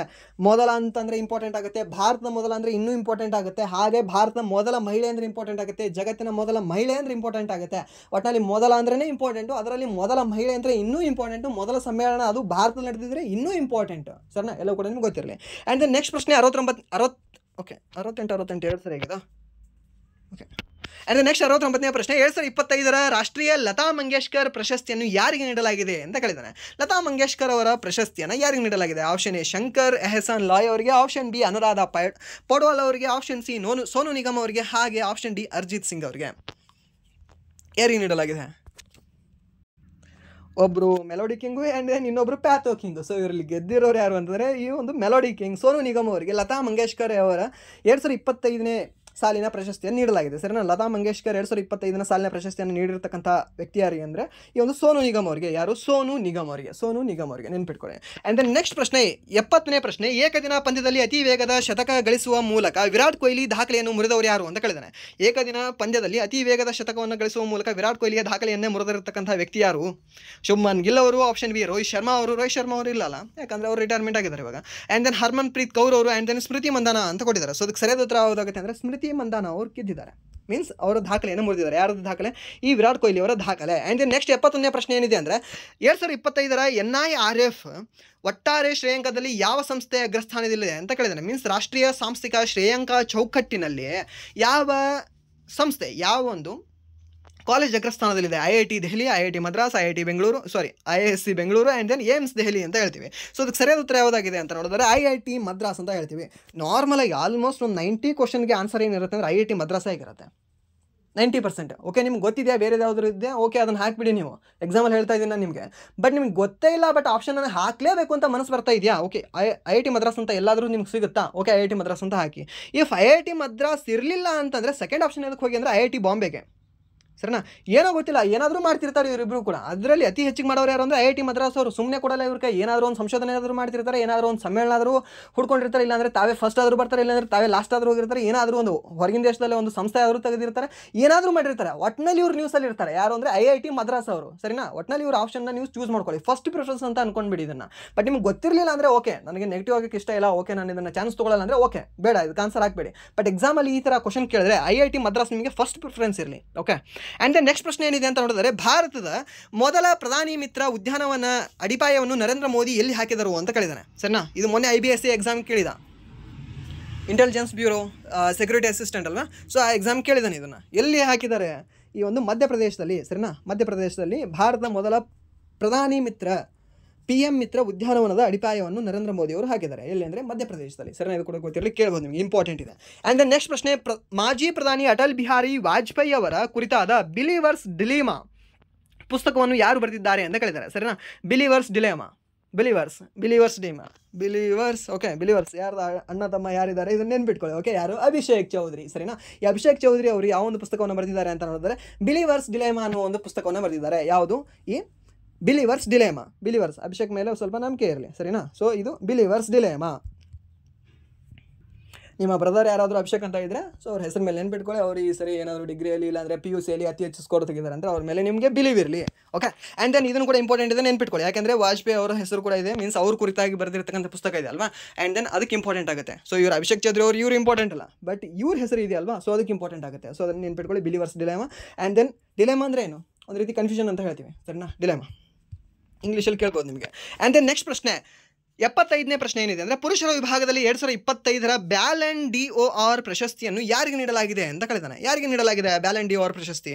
ಯಾರಿಗೆ ಅಂತಂದರೆ ಓಸ್ಮಾನ್ ಡೆಂಬೆಲೆ ಅವರಿಗೆ ನೀಡಲಾಗಿದೆ. ಸರಿನಾ? ಹಾಗಾದರೆ ವುಮೆನಲ್ಲಿ ಯಾರಿಗೆ ನೀಡಲಾಗಿದೆ? ಬೋನ್ಮತಿ ಅಂತ ಬರ್ತಾನೆ, ಬೋನ್ಮತಿ. ಸರಿನಾ? ಈ ಬೋನ್ಮತಿ ಅನ್ನೋರಿಗೆ ನೀಡಲಾಗಿದೆ. ಇವರು ಸತತವಾಗಿ 3ನೇ ಬಾರಿ ಗೆದ್ದಿದ್ದಾರೆ ನೋಡಿ ಇವರು, ಬೋನ್ಮತಿ ಅನ್ನೋರು. ಸರಿಯಾ? ಸೊ ಇದು ಇಂಪಾರ್ಟೆಂಟ್ ಆಗುತ್ತೆ, ನೆನ್ಪಿಟ್ಕೊಳ್ಳಿ. ಪುರುಷರಲ್ಲಿ ಯಾರು ಅಂದರೆ ಓಸ್ಮಾನೆ ಡೆಂಬಲೆ ಅಂತ ಹೇಳ್ತೀವಿ. ಆ್ಯಂಡ್ ದೆನ್ ಮಹಿಳೆಯರ ವಿಭಾಗದಲ್ಲಿ ಯಾರು ಅಂತ ಹೇಳ್ತೀವಿ ನಾವು? ಈ ಐತಾನಾ ಬೋನ್ಮತಿ ಅಂತ ಹೇಳ್ತೀವಿ. ಸರಿನಾ? ಯಾರು? ಐತಾನಾ ಬೋನ್ಮತಿ 3ನೇ ವರ್ಷ ಸತತ 3ನೇ ಬಾರಿ ಹ್ಯಾಟ್ರಿಕ್ ಆಗಿ ಇವರೇ ಗೆದ್ದಿದ್ದಾರೆ, ಐತಾನಾ ಬೋನ್ಮತಿ ಅವರು ವುಮೆನ್ಸಲ್ಲಿ. ಸರಿನಾ? ಸೊ ಪುರುಷರಲ್ಲಿ ಯಾರು ಅಂದರೆ ಓಸ್ಮಾನೆ ಡೆಂಬಲೆನವರು. ಆ್ಯಂಡ್ ದೆನ್ ಮಹಿಳೆಯರಲ್ಲಿ ಯಾರು ಅಂದರೆ ಐತಾನಾ ಬೋನ್ಮತಿಯವರು. ಬರ್ಕೊಂಡು ಇಟ್ಕೊಳ್ಳಿ, ಇದು ಇಂಪಾರ್ಟೆಂಟ್ ಇದೆ, ಕೇಳಿದಾನೆ ನಿಮ್ಮ RRB NTPC ಗ್ರಾಜುಯೇಷನ್ ಎಕ್ಸಾಮಲ್ಲಿ ಕೇಳಿದಾನೆ ಈ ಕ್ವಶನ್ನ. ಆ್ಯಂಡ್ ದೆನ್ ಈ ಅಂಡರ್ ಗ್ರಾಜುಯೇಷನ್ ಎಕ್ಸಾಮಲ್ಲಿ ಅಲ್ಲಿ ಕೇಳಿದಾನೆ ಈ ಕ್ವಶನ್ನ. ಸರಿನಾ? ಇಂಪಾರ್ಟೆಂಟ್ ಇದೆ ಇದು ಪ್ರಶ್ನೆ. ಆ್ಯಂಡ್ ದೆನ್ ಕ್ಯಾನ್ಸಲ್ ಐತಲ್ಲ ಫೇಸ್ 13 ಎಕ್ಸಾಮ್, ಫೇಸ್ 13 ಎಕ್ಸಾಮಲ್ಲೂ ಕೂಡ ಈ ಕ್ವಶನ್ ಕೇಳಿದ್ದ. ಮೀನ್ಸ್ ವುಮೆನ್ಸ್ ಕೇಳಿದ ಹೆಸರು, ಮೆನ್ಸ್ ಕೇಳಿಲ್ಲ, ವುಮೆನ್ಸ್ ಕೇಳಿದ್ದ ಅಲ್ಲಿ. ಆ್ಯಂಡ್ ದೆನ್ ನೆಕ್ಸ್ಟ್ ಪ್ರಶ್ನೆ ಏನಿದೆ ಅಂತ ನೋಡಿದರೆ 76ನೇ ಪ್ರಶ್ನೆ, ಸೆಮಿಕಾನ್ ಇಂಡಿಯಾ 2025ರಲ್ಲಿ ಬಿಡುಗಡೆಯಾದ ಭಾರತದ ಮೊದಲ ಸಂಪೂರ್ಣ ಸ್ಥಳೀಯ 32 ಬಿಟ್ ಮೈಕ್ರೋ ಪ್ರೊಸೆಸರ್ನ ಹೆಸರೇನು ಅಂತ ಕೇಳಿದಾನೆ. ಸೊ ಯಾವುದಂತ ಹೇಳ್ಬೋದಾ ಪ್ರೊಸೆಸರ್ ಹೆಸರು? ಯಾವುದು? ವಿಕ್ರಮ್ 3201 ಅಂತ ಹೇಳ್ತೀವಿ. ಸರಿನಾ? ಭಾರತದ ಮೊದಲ ಸಂಪೂರ್ಣ ಸ್ಥಳೀಯ 32 ಬಿಟ್ ಮೈಕ್ರೋ ಪ್ರೊಸೆಸರ್ನ ಹೆಸರು ಯಾವುದು ಅಂತ ಕೇಳಿದ್ರೆ ಈ ವಿಕ್ರಮ್ 3201 ಅಂತ ಹೇಳ್ತೀವಿ. ಇದು ಕೂಡ ನೆನಪಿಟ್ಕೊಳ್ಳಿ, ಕೇಳಬಹುದು ನಿಮಗೆ. ಆ್ಯಂಡ್ ದೆನ್ ನೆಕ್ಸ್ಟ್ ಪ್ರಶ್ನೆ 77ನೇ ಪ್ರಶ್ನೆ, ದಕ್ಷಿಣ ಕೊರಿಯಾದ ಗ್ಯಾಂಗ್ಚೂನಲ್ಲಿ ನಡೆದ 2025ರ ವಿಶ್ವ ಬಿಲ್ಲುಗಾರಿಕೆ ಚಾಂಪಿಯನ್ಶಿಪ್ನಲ್ಲಿ ರಿಷಬ್ ಯಾದವ್, ಅಮನ್ ಸೈನಿ, ಪ್ರಥಮೇಶ್ ಪ್ಯೂಗೆ ಯಾವ ಪದಕವನ್ನು ಪಡೆದರು ಅಂತ ಕೇಳಿದ್ದಾರೆ. ಯಾವ ಪದಕವನ್ನು ಗೆದ್ದಿದ್ದಾರೆ? ಗೋಲ್ಡ್ ಪದಕವನ್ನು ಗೆದ್ದಿದ್ದಾರೆ. ಆ್ಯಂಡ್ ದೆನ್ 78ನೇ ಪ್ರಶ್ನೆ, democracy ಹಾರ್ಟ್ಲ್ಯಾಂಡ್ inside the battle for power in south Asia ಎಂಬ ಪುಸ್ತಕವನ್ನು ಬರೆದಿರತಕ್ಕಂತಹ ವ್ಯಕ್ತಿ ಯಾರು ಅಂತ ಹೇಳ್ಬೋದಾ ಇದನ್ನು? ಇದು ಕೂಡ ಇಂಪಾರ್ಟೆಂಟ್ ಇದೆ ನೋಡಿ. ಓಕೆ, ಇನ್ನು ಗೂಗಲ್ ಮಾಡ್ಕೊಂಡು ಇದನ್ನು ಟೈಟಲ್ ಕೂಡ ನೋಡ್ಬೋದು, ಇಲ್ಲಾಂದರೆ ಬುಕ್ದು ಪೇಜ್ ಇರುತ್ತಲ್ವ ಆ ಪೇಜ್ನು ಕೂಡ ನೀವು ನೋಡ್ಕೊಳ್ಬೋದು. ಅದರಿಂದ ಸ್ವಲ್ಪ ಜಾಸ್ತಿ ನೆನ್ಪಿಡುತ್ತೆ. ಯಾರು ಅಂದರೆ SY ಖುರೇಶಿ ಅಂತ ಹೇಳ್ತೀವಿ. ಈ SY ಖುರೇಶಿ ಅನ್ನೋರು ಒಂದು ಪುಸ್ತಕ ಬರೆದಿದ್ದಾರೆ. ಯಾವುದಂದರೆ democracy's heartland inside the battle for power in south Asia ಅನ್ನೋ ಒಂದು ಪುಸ್ತಕವನ್ನು. ಸರಿನಾ? ಇದನ್ನು ಬರೆದವರು ಯಾರು ಅಂದರೆ ಖುರೇಶಿ ಅನ್ನೋರು. ಯಾರು ಅಂದರೆ SY ಖುರೇಶಿ ಅನ್ನೋರು. SY ಖುರೇಶಿ. ಇದು ಕೂಡ ಇಂಪಾರ್ಟೆಂಟ್ ಇದೆ. 5 ಬುಕ್ಗಳು ಇಲ್ಲೇ ಹೇಳಿದೆ ನಿಮಗೆ. 5 ಬುಕ್ಗಳನ್ನು ಕೂಡ ಒಂದು ಕಡೆ ನೀವು ಬರ್ಕೊಂಡು ಇಟ್ಕೊಳ್ಳಿ, ಕೇಳ್ಬೋದು. ಆ್ಯಂಡ್ ದೆನ್ ನೆಕ್ಸ್ಟ್ ಪ್ರಶ್ನೆ 79ನೇ ಪ್ರಶ್ನೆ, ಅಂತಾರಾಷ್ಟ್ರೀಯ ಜಲ ಪ್ರಶಸ್ತಿ 2025ರೊಂದಿಗೆ ಗೌರವಿಸಲ್ಪಟ್ಟ ಮೊದಲ ಭಾರತೀಯ ಯಾರು ಅಂತ ಕೇಳಿದ್ದಾನೆ. ಜಲ ಪ್ರಶಸ್ತಿ. ಸೊ ನೀವು ನಂಬಿ ಬಿಡಿ, ಈ ಕ್ವಶನ್ ನಿಮಗೆ 100 ಅಲ್ಲ 500% ಹೇಳ್ತೀನಿ. ಈ ಕ್ವಶನ್ ಬಂದೇ ಬರುತ್ತೆ. ನೀವು ನೆಕ್ಸ್ಟ್ ಇನ್ನೊಂದು 2-3 ಮಂತ್ಸಲ್ಲಿ ಯಾವ ಎಕ್ಸಾಮ್ ನಡೀತಲ್ವಾ ಆ ಎಕ್ಸಾಮಲ್ಲಿ ಇದನ್ನು ನೀವು ನೋಡ್ತೀರಾ. ಆ್ಯಂಡ್ ದೆನ್ ನೆಕ್ಸ್ಟ್ ಬರ್ತಕ್ಕಂಥ ಎಕ್ಸಾಮಲ್ಲಿ ನೋಡಲ್ಲ ಅಂತಲ್ಲ, ಬಟ್ ಫಿಕ್ಸ್ ಇನ್ನೂ 2 ತಿಂಗಳಲ್ಲಿ ಯಾವುದೇ ಎಕ್ಸಾಮ್ ಬರಲಿ ಈ ಕ್ವಶನ್ ನೀವು ನೋಡ್ತೀರಾ. ನಾನು ನಿಮಗೆ ಬೇರೆ ಯಾವುದಾದ್ರೂ ನಿಮಗೆ ಅನಾಲಿಸಿಸ್ ಮಾಡುವಾಗ ಇದ್ದರೆ ಇಫ್ ನಾನು ಮಾಡಿದರೆ ನಿಮಗೆ ಹೇಳಿರ್ತೀನಿ ಈ ಕ್ವಶನ್ ಬಂದಿದೆ, ನಾನು ಅವತ್ತು ಹೇಳಿದ್ದೆ ಅಂತ. ಸರ್ ಇದನ್ನು ಬರ್ಕೊಂಡು ಇಟ್ಕೊಳ್ಳಿ. ಯಾಕೆಂದರೆ ಈ ಥರ ನಿಮಗೆ ಪ್ರಶ್ನೆ ಕೇಳ್ತಾನೆ. ಯಾಕೆಂದರೆ ಅಂತಾರಾಷ್ಟ್ರೀಯ ಜಲ ಪ್ರಶಸ್ತಿ ಮೊದಲ ಬಾರಿಗೆ ನಮ್ಮ ಭಾರತೀಯರಿಗೆ ಸಿಕ್ಕಿದ್ದಾರೆ. ಸೊ ಅದಕ್ಕೆ ಕೇಳ್ತಾನೆ ಯಾರಿದ್ದಾರೆ. ಆಪ್ಷನ್ ಎ ಪೂರ್ಣಿಮಾ ದೇವಿ ಬರ್ಮನ್ ಅವರು, ಆಪ್ಷನ್ ಬಿ ಯಾರಿದ್ದಾರೆ ಹಿಮಾಂಶು ಕುಲಕರ್ಣಿ ಅವರು, ಆಪ್ಷನ್ ಸಿ ಜಯಶ್ರೀ ವೆಂಕಟೇಶನ್ ಅವರು, ಆಪ್ಷನ್ ಡಿ ವಂದನಾ ಶಿವ ಅವರು. ಯಾರಿಗೆ ಸಿಕ್ಕಿದೆ ಹೇಳ್ಬೋದಾ? ಯಾರಿಗೆ? ಹಿಮಾಂಶು ಕುಲಕರ್ಣಿ ಅವರು. ಹಿಮಾಂಶು ಕುಲಕರ್ಣಿ ಅವರ ಹೆಸರು ಇಟ್ಕೊಳ್ಳಿ. ಈ ಕುಲಕರ್ಣಿ ನಿಮಗೆ ಒಂದು ಮಾರ್ಕ್ಸ್ ತಂದು ಕೊಟ್ಟೇ ಕೊಡ್ತಾರೆ.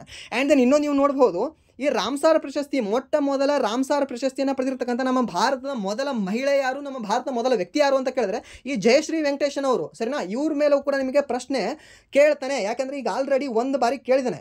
ಯಾವುದು RRB NTPC ಗ್ರ್ಯಾಜುಯೇಷನ್ ಎಕ್ಸಾಮಲ್ಲಿ ಈ ಕ್ವಶನ್ ಬಂದಿದೆ. ಅಂಡರ್ ಗ್ರ್ಯಾಜುಯೇಷನಲ್ಲಿ ಬಂದಿರ್ಬೋದು, ಬಟ್ ನಾನು ಎಕ್ಸಾಕ್ಟ್ಲಿ ಅಲ್ಲಿ ಸರಿಯಾಗಿ ಸ್ವಲ್ಪ ನೋಡಿಲ್ಲ, ನಂಗೆ ನೆನಪು ಇಲ್ಲ. ಬಟ್ ಎಕ್ಸಾಕ್ಟ್ಲಿ ಇದನ್ನು ಗ್ರ್ಯಾಜುಯೇಷನ್ ಎಕ್ಸಾಮಲ್ಲಿ ಕೇಳಿದ್ದಾನೆ. ಯಾವ ಶಿಫ್ಟಲ್ಲಿ ಬಂದಿದೆ ಅವ್ರು ಬೇಕಾದರೆ ಕಮೆಂಟ್ ಕೂಡ ಮಾಡಿ. ಸರಿನಾ? ಈ ಕ್ವಶನ್ ಕೇಳಿದ್ದಾನೆ ಜಯಶ್ರೀ ವೆಂಕಟೇಶನ್ ಅವರು. ಸೊ ಈ ರಾಮ್ಸಾರ್ ಡೇ ಅಂತ ನಾವು ಯಾವಾಗ ಆಚರಣೆ ಮಾಡ್ತೀವಿ? ಫೆಬ್ರವರಿ 2 ಅನ್ನು ನಾವು ರಾಮ್ಸಾರ್ ಡೇ ಅಂತ ಆಚರಣೆ ಮಾಡ್ತೀವಲ್ವಾ, ಫೆಬ್ರವರಿ 2 ಅನ್ನು. ಸೊ ಅವಾಗ ಇವರಿಗೆ ಈ ಒಂದು ಪ್ರಶಸ್ತಿ ನೀಡಿ ಗೌರವಿಸಲಾಗಿದೆ. ಸೊ ಅದಕ್ಕೆ ಕೇಳಿದಾನೆ ಪ್ರಶ್ನೆನ ಜಯಶ್ರೀ ಅವ್ರ ಮೇಲೆ. ಸರಿನಾ? ನೆನ್ಪಿಟ್ಕೊಳ್ಳಿ. ಸೊ ಇವಾಗ ನೆಕ್ಸ್ಟ್ ನಿಮಗೆ ಹಿಮಾಂಶಿ ಕುಲಕರ್ಣಿ ಅವ್ರ ಮೇಲೆ ಕೇಳ್ತಾನೆ ಪ್ರಶ್ನೆ. ಸೊ ಇಲ್ಲಿ ಹಿಮಾಂಶು ಅವ್ರ ಮೇಲೆ ಕೇಳಿಲ್ಲ ಅಂದರೂ ಕೂಡ ಇವ್ರ ಮೇಲಾದರೂ ಕೇಳ್ತಾನೆ. ಒಟ್ಟಿನಲ್ಲಿ ಕೇಳ್ತಾನೆ. ಒಂದು ಶಿಫ್ಟಲ್ಲಿ ಬಂದೇ ಬರುತ್ತೆ. ಬಟ್ ಇದು ಬರಲ್ಲ ಅಂತಲ್ಲ, ಬಂದೇ ಬರುತ್ತೆ. 100ಕ್ಕಲ್ಲ 500% ನಾನು ಹೇಳ್ತೀನಿ. ಆ್ಯಂಡ್ ದೆನ್ ನೆಕ್ಸ್ಟ್ ಪ್ರಶ್ನೆ, 80ನೇ ಪ್ರಶ್ನೆ. ಇತ್ತೀಚೆಗೆ ದಿನೇಶ್ ಕೆ ಪಟ್ನಾಯಕ್ ಅವರನ್ನು ಯಾವ ದೇಶದ ಭಾರತದ ರಾಯಭಾರಿಯಾಗಿ ನೇಮಿಸಲಾಗಿದೆ ಅಂತ ಕೇಳಿದಾನೆ. ಯಾವ ದೇಶಕ್ಕೆ? ಕೆನಡಾ ದೇಶಕ್ಕೆ ರಾಯಭಾರಿಯಾಗಿ ನೇಮಿಸಲಾಗಿದೆ. ಆ್ಯಂಡ್ ದೆನ್ ಕೊನೆಯ ಪ್ರಶ್ನೆ, ಛತ್ತೀಸ್ಗಢ ತೆಲಂಗಾಣ ಗಡಿಯಲ್ಲಿರುವ ಕರ್ರೇಗುಟ್ಟ ಬೆಟ್ಟದ ಮೇಲೆ ಯಾವ ನಕ್ಸಲ್ ವಿರೋಧಿ ಕಾರ್ಯಾಚರಣೆಯನ್ನು ನಡೆಸಲಾಯಿತು ಅಂತ ಕೇಳಿದ್ದೇನೆ. ಆಪರೇಷನ್ ಬ್ಲ್ಯಾಕ್ ಫಾರೆಸ್ಟ್ ಅಂತ ಹೇಳ್ತೀವಿ. ಆ್ಯಂಡ್ ದೆನ್ ನೆಕ್ಸ್ಟ್ ಈ ಕ್ವಶನ್ಗೆ ನೀವು ಕಾಮೆಂಟನ್ನು ಮಾಡಿ. ಓಕೆ, ವಿಶ್ವ ಪ್ರವಾಸೋದ್ಯಮ ದಿನ ಯಾವಾಗ ಅಂತ. ಸೊ ಇದಾಗಿತ್ತು ಇಲ್ಲಿವರೆಗೆ ಸೆಪ್ಟೆಂಬರ್ ತಿಂಗಳ ಸಂಪೂರ್ಣವಾಗಿರತಕ್ಕಂಥ ಕರೆಂಟ್ ಅಫೇರ್ಸ್ ಡಿಸ್ಕಷನ್. ಸೊ ಇಲ್ಲಿವರೆಗೂ ವಿಡಿಯೋ ನೋಡೋದಕ್ಕಾಗಿ ಫಸ್ಟ್ ಆಫ್ ಆಲ್ ಧನ್ಯವಾದಗಳು. ಹಾಗೆ ಇಲ್ಲಿವರೆಗೂ ವಿಡಿಯೋ ನೋಡಿ ನಿಮ್ಗೆ ಏನಾದರೂ ವಿಡಿಯೋ ಇಷ್ಟ ಆಗಿದ್ರೆ ಪ್ಲೀಸ್ ವಿಡಿಯೋನ ಲೈಕ್ ಮಾಡಿ, ಸಬ್ಸ್ಕ್ರೈಬ್ ಮಾಡಿ. ಇಫ್ ನಿಮಗೆ ವಿಡಿಯೋ ಇಷ್ಟ ಆಗಲಿಲ್ಲ ಅಂದರೆ ಸೊ ಆಬ್ವಿಯಸ್ಲಿ ಡಿಸ್ಲೈಕ್ ಮಾಡಿ ಅಂತ ಹೇಳ್ತಾ, ಹಾಗೆ ನಿಮ್ಗೆ ಏನಾದರೂ ವಿಡಿಯೋ ಇಷ್ಟ ಆಗಿ ವಿಡಿಯೋ ಏನಾದರೂ ಸ್ವಲ್ಪ ವ್ಯಾಲ್ಯೂ ಇತ್ತು ಅಂತಂದರೆ, ವಿಡಿಯೋದಲ್ಲಿ ನಿಮ್ಗೆ ಏನಾದರೂ ಸ್ವಲ್ಪ ಯೂಸ್ಫುಲ್ ಥರ ಇತ್ತು ಅಂದರೆ ನೀವು ಪ್ಲೀಸ್ ನಿಮ್ಮ ಫ್ರೆಂಡ್ಸ್ಗೆ ಹಾಗೆ ನಿಮ್ಮ ಫ್ರೆಂಡ್ಸ್ ಗ್ರೂಪ್ಗಳಿಗೆ ಇಲ್ಲಾಂದರೆ ನಿಮ್ಮ ಸ್ಟೇಟಸ್ಗೆ ಹಾಕಿ ಅಂತ ಹೇಳ್ತಾ ವಿಡಿಯೋನ ಇಲ್ಲಿಗೆ ಎಂಡ್ ಮಾಡ್ತಿದ್ದೀನಿ. Once again thank you so much.